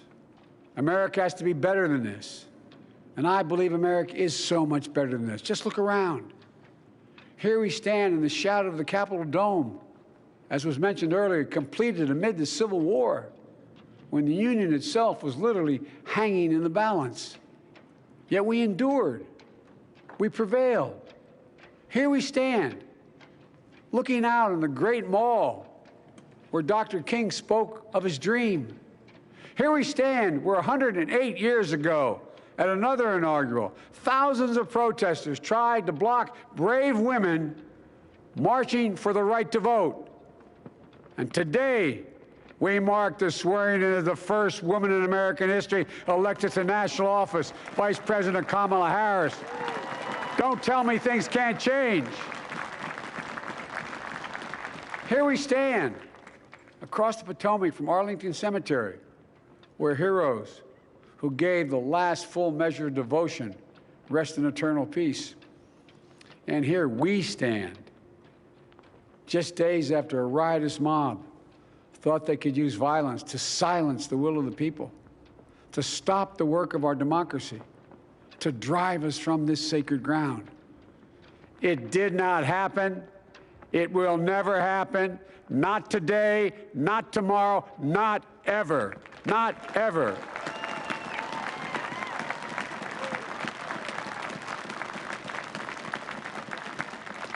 To all those who supported our campaign, I'm humbled by the faith you've placed in us. To all those who did not support us, let me say this. Hear me out as we move forward. Take a measure of me and my heart. And if you still disagree, so be it. That's democracy. That's America. The right to dissent peaceably within the guardrails of our republic is perhaps this nation's greatest strength. Yet hear me clearly. Disagreement must not lead to disunion. And I pledge this to you. I will be a president for all Americans. All Americans. And I promise you, I will fight as hard for those who did not support me as for those who did.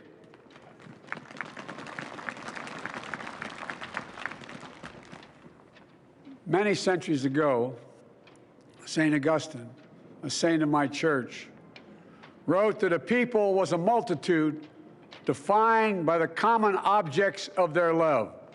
Defined by the common objects of their love. What are the common objects we as Americans love that define us as Americans? I think we know. Opportunity, security, liberty, dignity, respect, honor, and yes, the truth. Recent weeks and months have taught us a painful lesson. There is truth and there are lies. Lies told for power and for profit. And each of us has a duty and a responsibility as citizens, as Americans, and especially as leaders. Leaders who have pledged to honor our Constitution and protect our nation, to defend the truth and defeat the lies. Look, I understand that many of my fellow Americans view the future with fear and trepidation. I understand they worry about their jobs. I understand, like my dad, they lay at bed at night, staring at the ceiling, wondering, can I keep my health care? Can I pay my mortgage? Thinking about their families, about what comes next. I promise you, I get it. But the answer is not to turn inward, to retreat into competing factions, distrusting those who don't look like you, or worship the way you do, or don't get their news from the same sources you do. We must end this uncivil war that pits red against blue, rural versus urban, conservative versus liberal.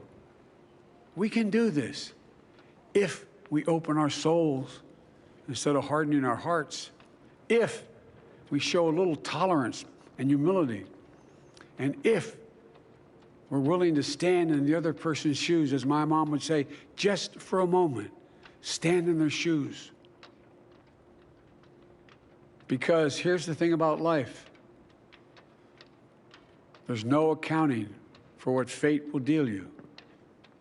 Some days, when you need a hand.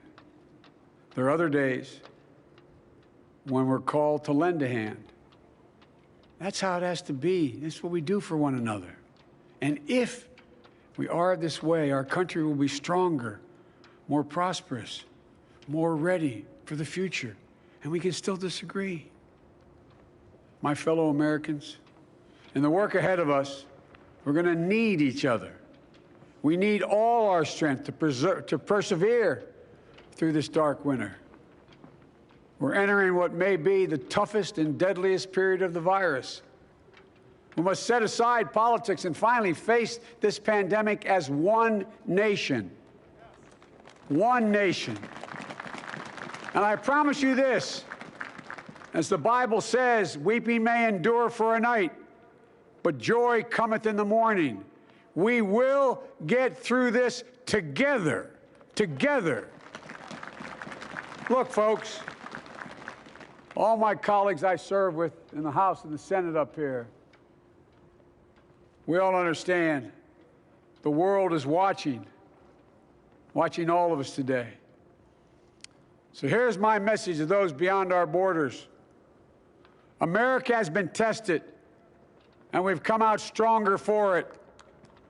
We will repair our alliances and engage with the world once again, not to meet yesterday's challenges, but today's and tomorrow's challenges. And we'll lead not merely by the example of our power, but by the power of our example.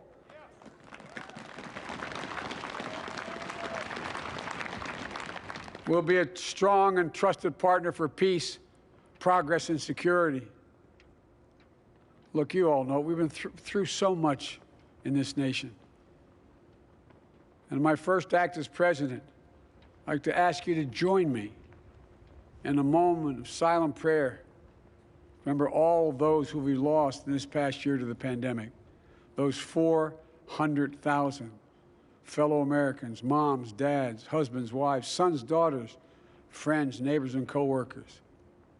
We'll honor them by becoming the people and the nation we know we can and should be.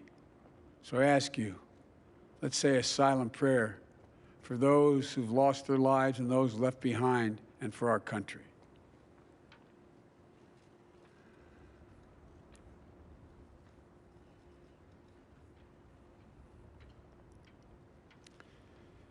Amen. Folks, this is a time of testing.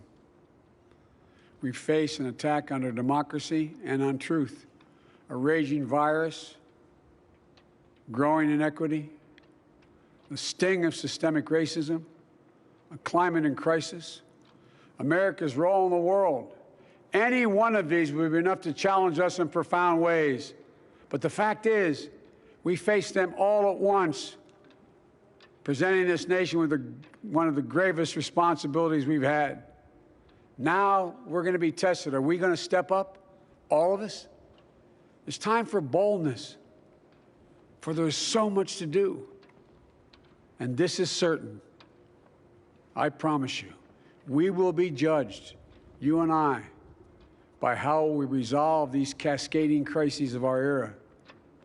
We will rise to the occasion is the question. Will we master this rare and difficult hour? Will we meet our obligations and pass along a new and better world to our children? I believe we must. I'm sure you do as well. I believe we will. And when we do, we'll write the next great chapter in the history of the United States of America, the American story. A story that might sound something like a song that means a lot to me. It's called American Anthem. There's one verse that stands out, at least for me, and it goes like this. The work and prayers of century have brought us to this day. What shall be our legacy? What will our children say? Let me know in my heart when my days are through. America, America, I gave my best to you. Let's us add our own work and prayers to the unfolding story of our great nation. If we do this, then when our days are through, our children and our children's children will say of us, they gave their best, they did their duty, they healed a broken land. My fellow Americans, I close the day where I began, with the sacred oath. Before God and all of you, I give you my word. I will always level with you. I will defend the Constitution. I'll defend our democracy. I'll defend America.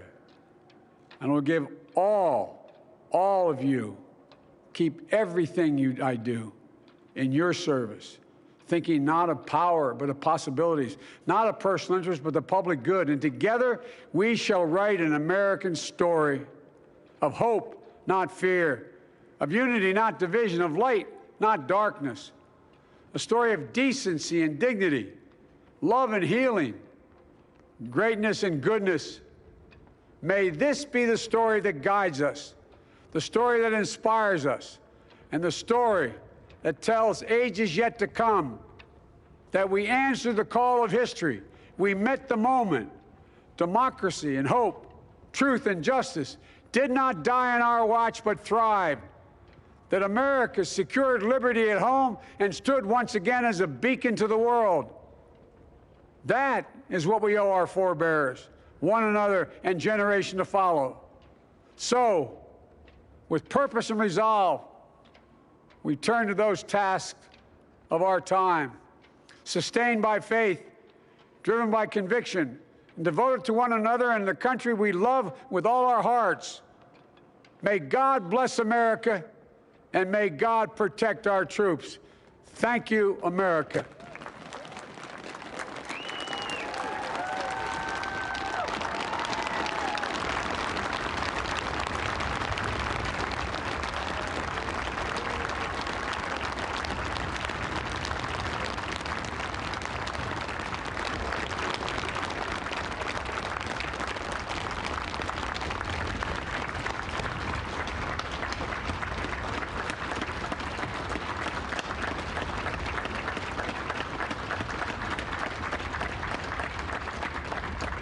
Ladies and gentlemen, please be seated.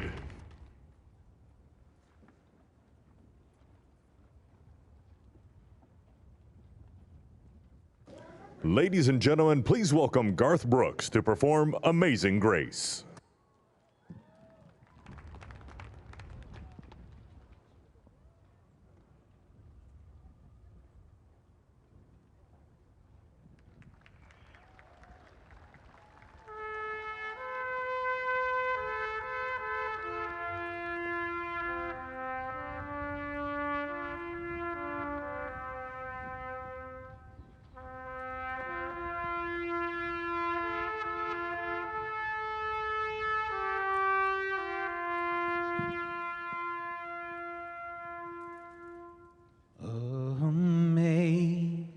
Amazing grace, how sweet the sound that saved a wretch like me.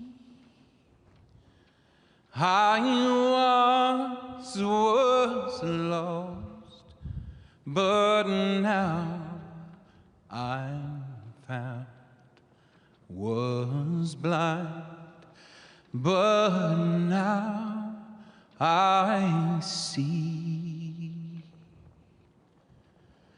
When we've been there 10,000 years, bright shining as the sun,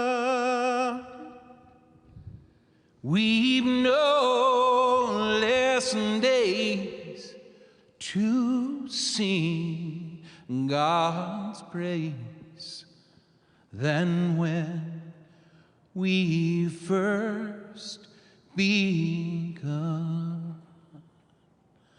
If I can ask you to sing this last verse with me, not just the people here, but the people at home, at work, as one, united. Amazing grace, how sweet the sound that saved a wretch like me. I once was lost, but now I'm found. Was blind, but now I see.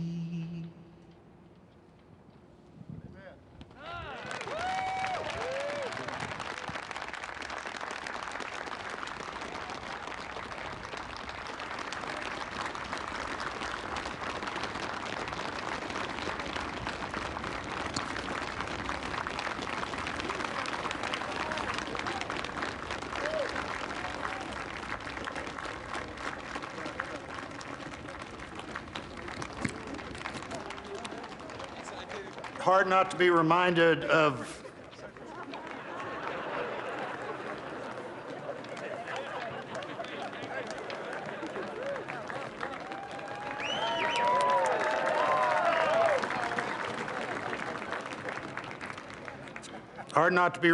President Obama's singing that same song at the Mother Emanuel Church.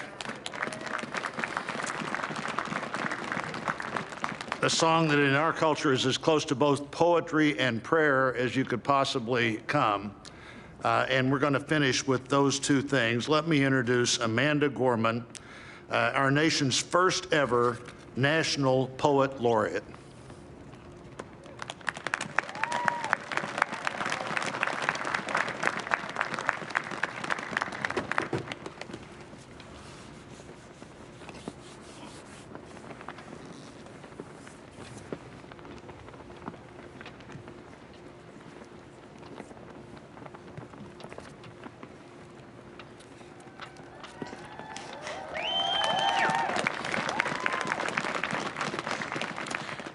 Mr. President, Dr. Biden, Madam Vice President, Mr. Emhoff, Americans, and the world.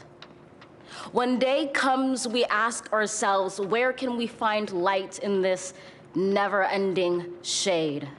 The loss we carry, a sea we must wade. We've braved the belly of the beast. We've learned that quiet isn't always peace, in the norms and notions of what just isn't always just is. And yet the dawn is ours before we knew it. Somehow we do it. Somehow we've weathered and witnessed a nation that isn't broken, but simply unfinished. We, the successors of a country and a time where a skinny black girl descended from slaves and raised by a single mother can dream of becoming president only to find herself reciting for one. And yes, we are far from polished, far from pristine, but that doesn't mean we are striving to form a union that is perfect. We are striving to forge our union with purpose, to compose a country committed to all cultures, colors, characters, and conditions of man. And so we lift our gazes not to what stands between us, but what stands before us. We close the divide because we know to put our future first, we must first put our differences aside. We lay down our arms so we can reach out our arms to one another. We seek harm to none and harmony for all. Let the globe, if nothing else, say this is true. That even as we grieved, we grew, that even as we hurt, we hoped, that even as we tired, we tried, that we'll forever be tied together, victorious, not because we will never again know defeat, but because we will never again sow division. Scripture tells us to envision that everyone shall sit under their own vine and fig tree, and no one shall make them afraid. If we're to live up to our own time, then victory won't lie in the blade, but in all the bridges we've made. That is the promised glade, the hill we climb, if only we dare it, because being American is more than a pride we inherit. It's the past we step into and how we repair it. We've seen a force that would shatter our nation rather than share it, would destroy our country if it meant delaying democracy. And this effort very nearly succeeded. But while democracy can be periodically delayed, it can never be permanently defeated. In this truth, in this faith we trust, for while we have our eyes on the future, history has its eyes on us. This is the era of just redemption. We feared it at its inception. We did not feel prepared to be the heirs of such a terrifying hour, but within it we found the power to author a new chapter, to offer hope and laughter to ourselves. So, while once we asked, how could we possibly prevail over catastrophe? Now we assert, how could catastrophe possibly prevail over us? We will not march back to what was, but move to what shall be, a country that is bruised but whole, benevolent but bold, fierce and free. We will not be turned around or interrupted by intimidation, because we know our inaction and inertia will be the inheritance of the next generation. Our blunders become their burdens. But one thing is certain: if we merge mercy with might and might with right, then love becomes our legacy and change our children's birthright. So let us leave behind a country better than the one we were left. With every breath from my bronze-pounded chest, we will raise this wounded world into a wondrous one. We will rise from the gold-limbed hills of the West. We will rise from the windswept Northeast, where our forefathers first realized revolution. We will rise from the lake-rimmed cities of the Midwestern states. We will rise from the sun-baked South. We will rebuild, reconcile, and recover in every known nook of our nation, in every corner called our country. Our people, diverse and beautiful, will emerge battered and beautiful. When day comes, we step out of the shade, aflame and unafraid. The new dawn blooms as we free it. For there is always light, if only we're brave enough to see it, if only we're brave enough to be it.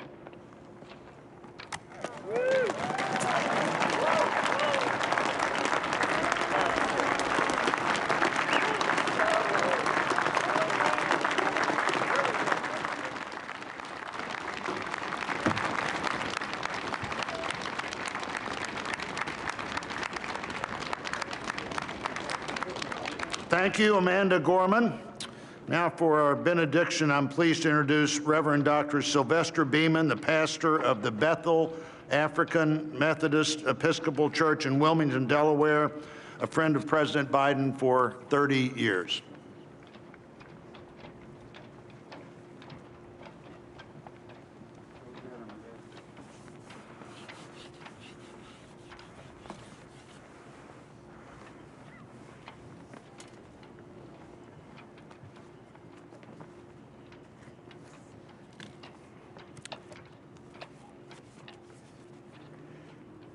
As a nation and people of faith gathered in this historical moment, let us unite in prayer.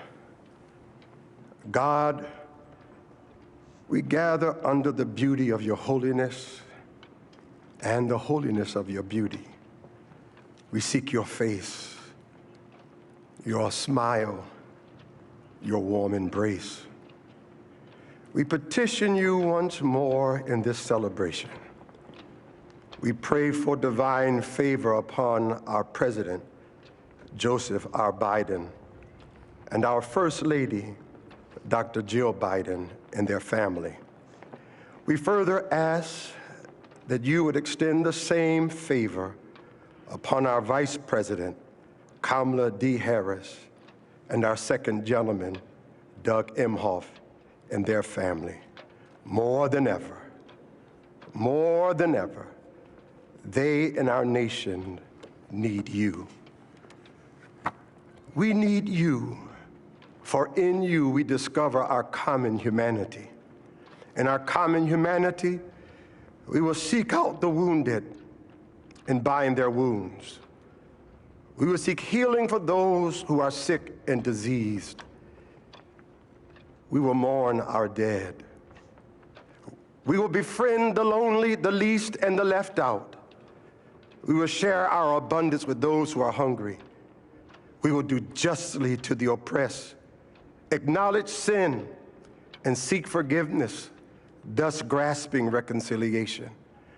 In discovering our humanity, we will seek the good in and for all our neighbors. We will love the unlovable, remove the stigma of the so-called untouchables. We will care for our most vulnerable, our children, the elderly, emotionally challenged, and the poor. We will seek rehabilitation beyond correction. We will extend opportunity to those locked out of opportunity. We will make friends of our enemies. We will make friends of our enemies. People, your people, shall no longer raise up weapons against one another. We will rather use our resources for the national good and become a beacon of life and goodwill to the world. And neither shall we learn hatred anymore. We will lie down in peace and not make our neighbors afraid. In you, O God, we discover our humanity. In our humanity, we discover our commonness. Beyond the difference of color, creed, origin, political party, ideology, geography, and personal preferences. We'll become greater stewards of your environment, preserving the land, reaping from it a sustainable harvest, and securing its wonder and miracle-giving power for generations to come. This is our benediction, that from these hallowed grounds, where slaves labored to build this shrine and citadel to liberty and democracy, let us all acknowledge, from the indigenous Native American to those who recently received their citizenship, from the African American to those whose foreparents came from Europe and every corner of the globe, from the wealthy to those struggling to make it, from every human being, regardless of their choices, that this is our country. As such, teach us, O God. As such, teach us, O God, to live in it, love in it, be healed in it, and reconcile to one another in it, lest we miss kingdom's goal. To your glory majesty, dominion, and power forever. Hallelujah. Glory, hallelujah. In the strong name of our collective faith, amen.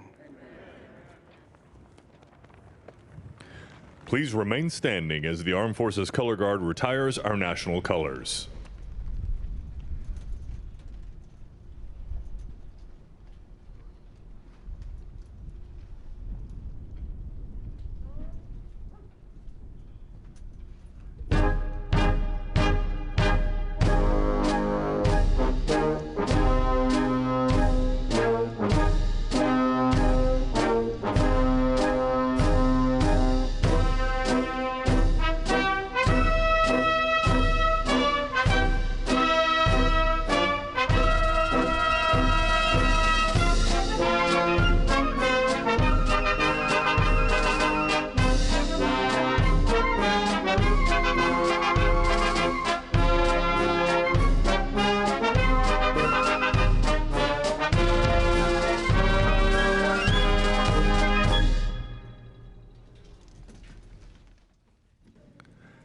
Ladies and gentlemen, please be seated and remain in your seats while the President and official party depart the platform. For safety reasons, your ushers will release your section in an organized manner, following the playing of our national march, The Stars and Stripes Forever.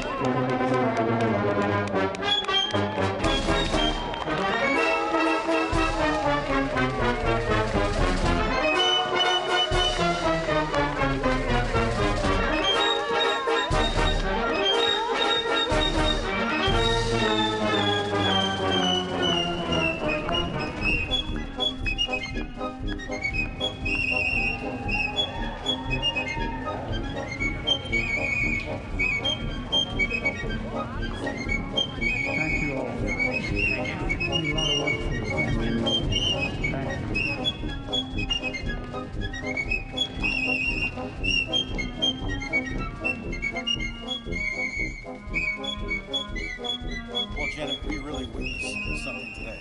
What did we witness? Janet, we really witnessed something today. What did we witness? Secession, orderly, disciplined. Orderly, disciplined secession. I'd like to make a couple of remarks in terms of Abraham Lincoln. He was quoted 3 times, now not by necessarily President Biden, but from the time the ceremony started. And 2 of the quotes were coming from his inauguration. How about the first youth poet, Amanda Gorham? She was tremendous, using words like rebuild and recovery. But she's awfully skilled in alliteration. Yes, Amanda Gorman's poem, The Hill We Climb, an uplifting moment. Poets have been included in the ceremony since 1961. We were talking a little bit earlier, Robert Frost that year for Kennedy's inauguration read a poem, and it's one of these ways in which this tradition is expanding and contracting, right? There are different things each year, and there are some things that are the same from one to the next, but one constant is the peaceful transfer of power. You know, at times during inaugural ceremonies, you can see things that look regal, and then you have something that was just so common and it just fit. Garth Brooks walking down the staircase and singing Amazing Grace, and when he left, it's as if his horse was hitched on the east side of the Capitol and he rode off. It was just wonderful. You know, the Joint Committee on Joint Congressional Committee on Inaugural Ceremonies, Chairman Blunt said, we're witnessing an event both commonplace and miraculous. And I think you just summed it up right there. The commonality that we feel when we see musical performances, when we hear live music, and then this miraculous moment where we see this changeover of power. And it's something which is unique to the United States, this ceremony. Nobody else does anything like this. And nobody else has a live stream feed like ours, because we have cameras in places. Even now.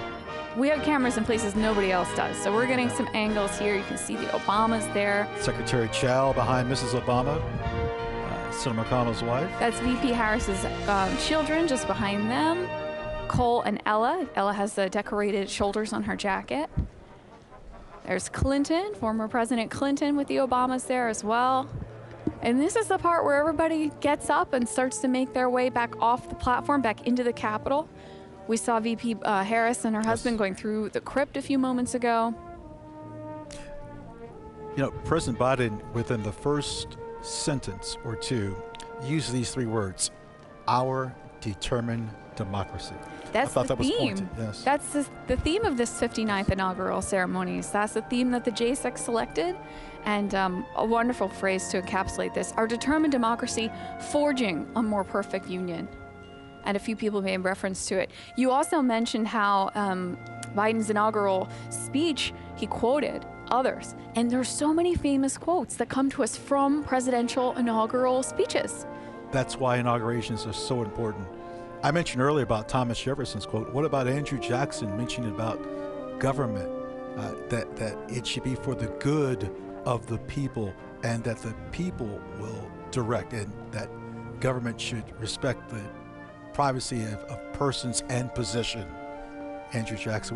We could go on about FDR. The only thing we have to fear is fear itself. And Lincoln, the better angels of our nature, comes from one of his inaugural speeches. This is a moment where, and they vary in length. We've had long inaugural speeches in our nation's history. We've had short ones. We've had fatally long inaugural speeches. Poor President Harrison, you had to bring that up. President Reagan mentioning, hey, it's not the people that have failed government. It's government that needs to be accountable to the people. And we see President Obama there, who's in his inaugural address, his first one, the remaking of America. There's the poet Amanda Gorman there at the lower right of your screen. And President Obama hugging Lady Gaga. The lady, what a tremendous rendition of the national anthem. An incredible performance. I'm not sure if that was a designer of a dress or an architect that built that dress. That is. She's certainly found something to rival the architecture and the iconography of the Capitol. And I mean, we've talked a little bit about fashion choices, how to stand out in the crowd. Now, you mentioned Here we are, the young poet, Amanda Gorman, shaking hands with former President Clinton. Now, you just mentioned Miss Gorman, who has a speech impediment. And Janet, who else has a speech impediment? President Biden. How about Maya Angelou? Maya Angelou, another poet who has spoken. So that's the poet Amanda Gorman in a yellow jacket, and we see Lady Gaga and Michelle Obama hugging here. Well, there'll be a few pictures taken there.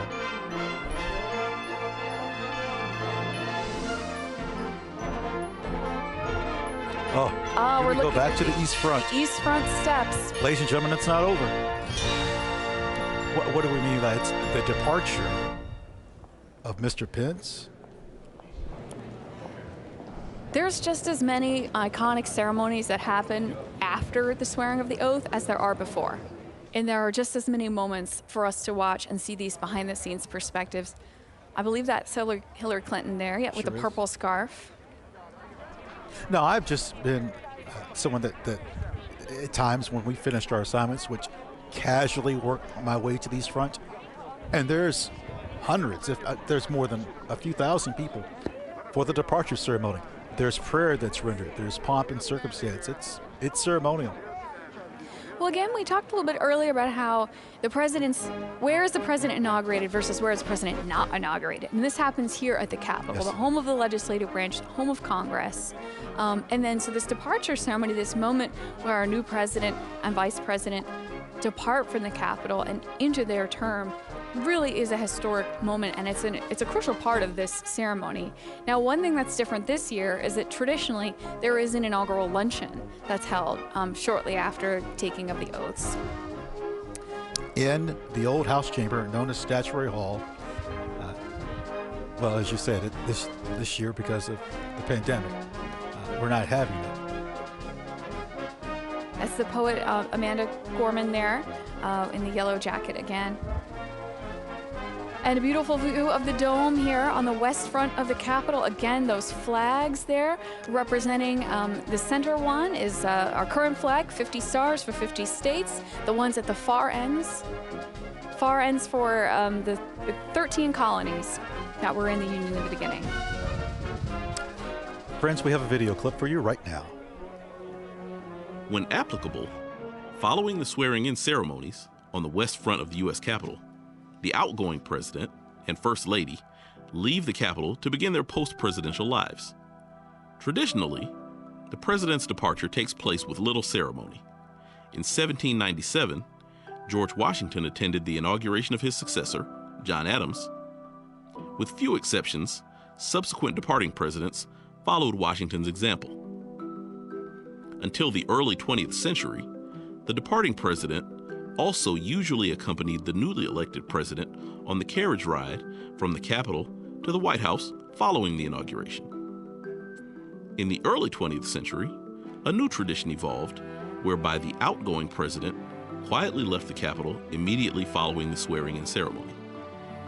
In 1909, after congratulating President Howard Taft, former President Theodore Roosevelt left the Capitol for Union Station, where he took a train to his home in New York. Outgoing Presidents Coolidge and Hoover also left the Capitol for Union Station, where they traveled home by train. Outgoing Presidents Truman, Eisenhower, and Johnson left the Capitol by car. In recent years, the newly installed president and vice president have escorted their predecessors out of the Capitol after the swearing-in ceremony. The members of the JSIC gather on the stairs on the east front of the Capitol building and watch as the new vice president escorts the outgoing vice president and his spouse out of the Capitol through a military cordon. Then, the new president escorts the outgoing president and his spouse through the military cordon. Since Gerald Ford's departure in 1977, the former president and first lady have left the Capitol grounds by helicopter, weather permitting.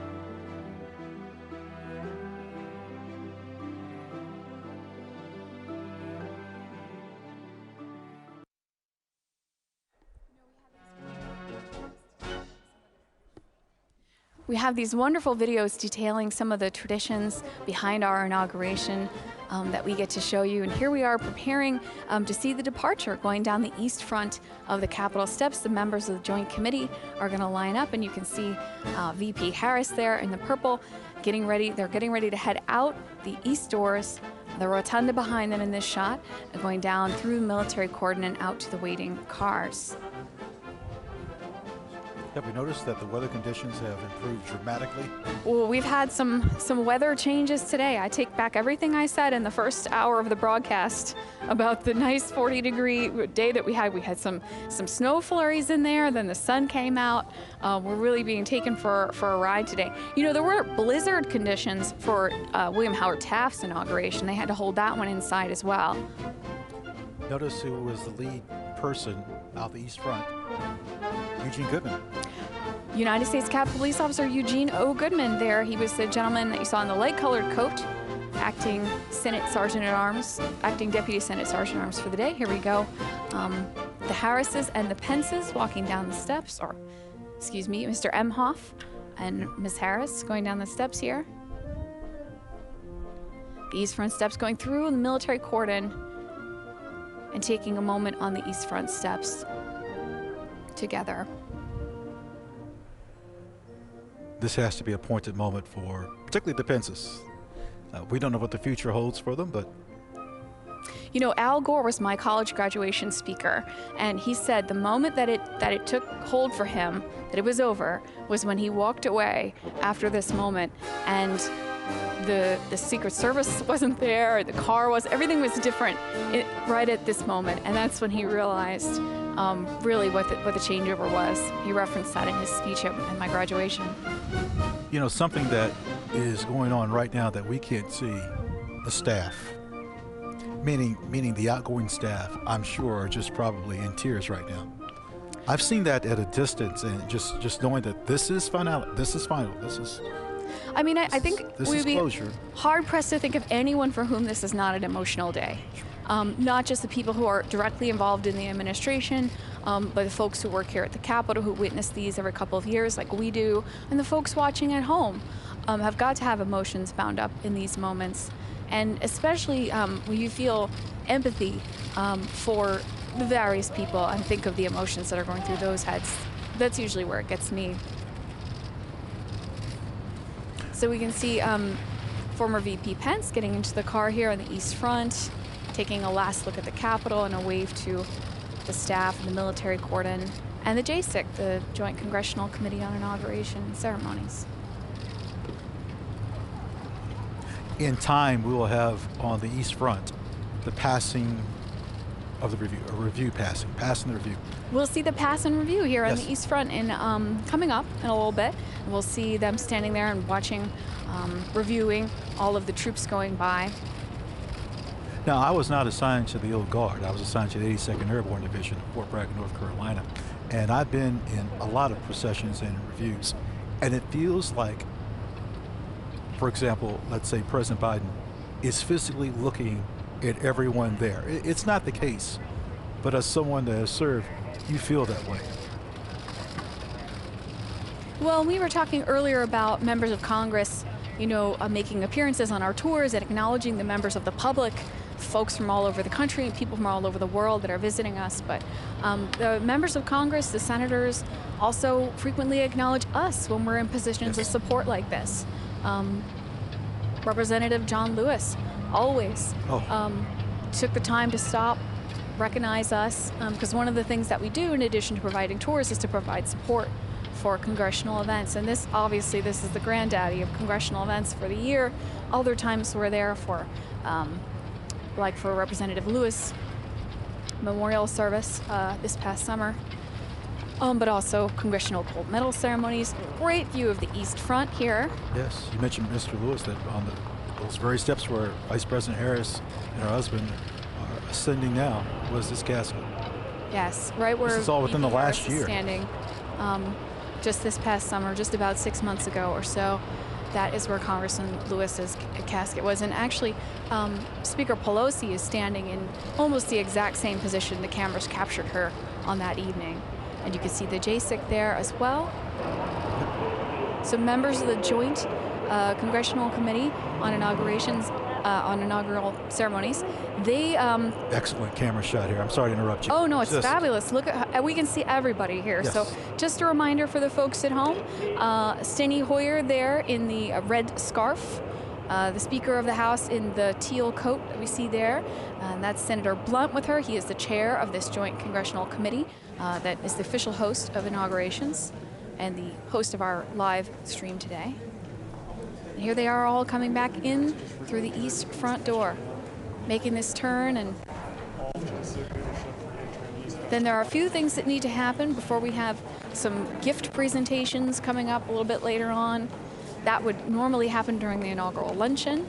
Day is far from done. We have President Biden that has some ceremony signings in the president's room that President Washington thought of. To think back in 1780s that President Washington thought, let's have a president's room. It took until the 1850s for them to complete it. looking at the east front of the Capitol, when you see it from a shot like this, we think of them as the new House and Senate, but of course, they're not that new. No. The new House and Senate chambers are at the far ends of the building.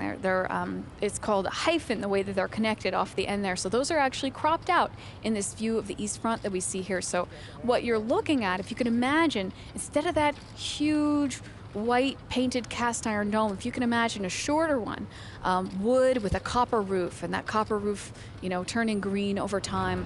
That's an idea of what the Capitol looked like back when not Jefferson was inaugurated, back when Monroe was inaugurated, let's say. Ceremonial unit, you can. All right, we've got another video coming up, and we have these great videos that are taking you through. First official actions taken by the newly sworn President of the United States occur in the President's room just off the Senate chamber in the U.S. Capitol. After the departure of the former President and First Lady, the new President gathers there with aides and members of Congress to sign nominations and sometimes memorandums, proclamations, or executive orders. This tradition began in 1981 with President Ronald Reagan. Prior to that time, nominations were often submitted to the Senate on Inauguration Day without ceremony.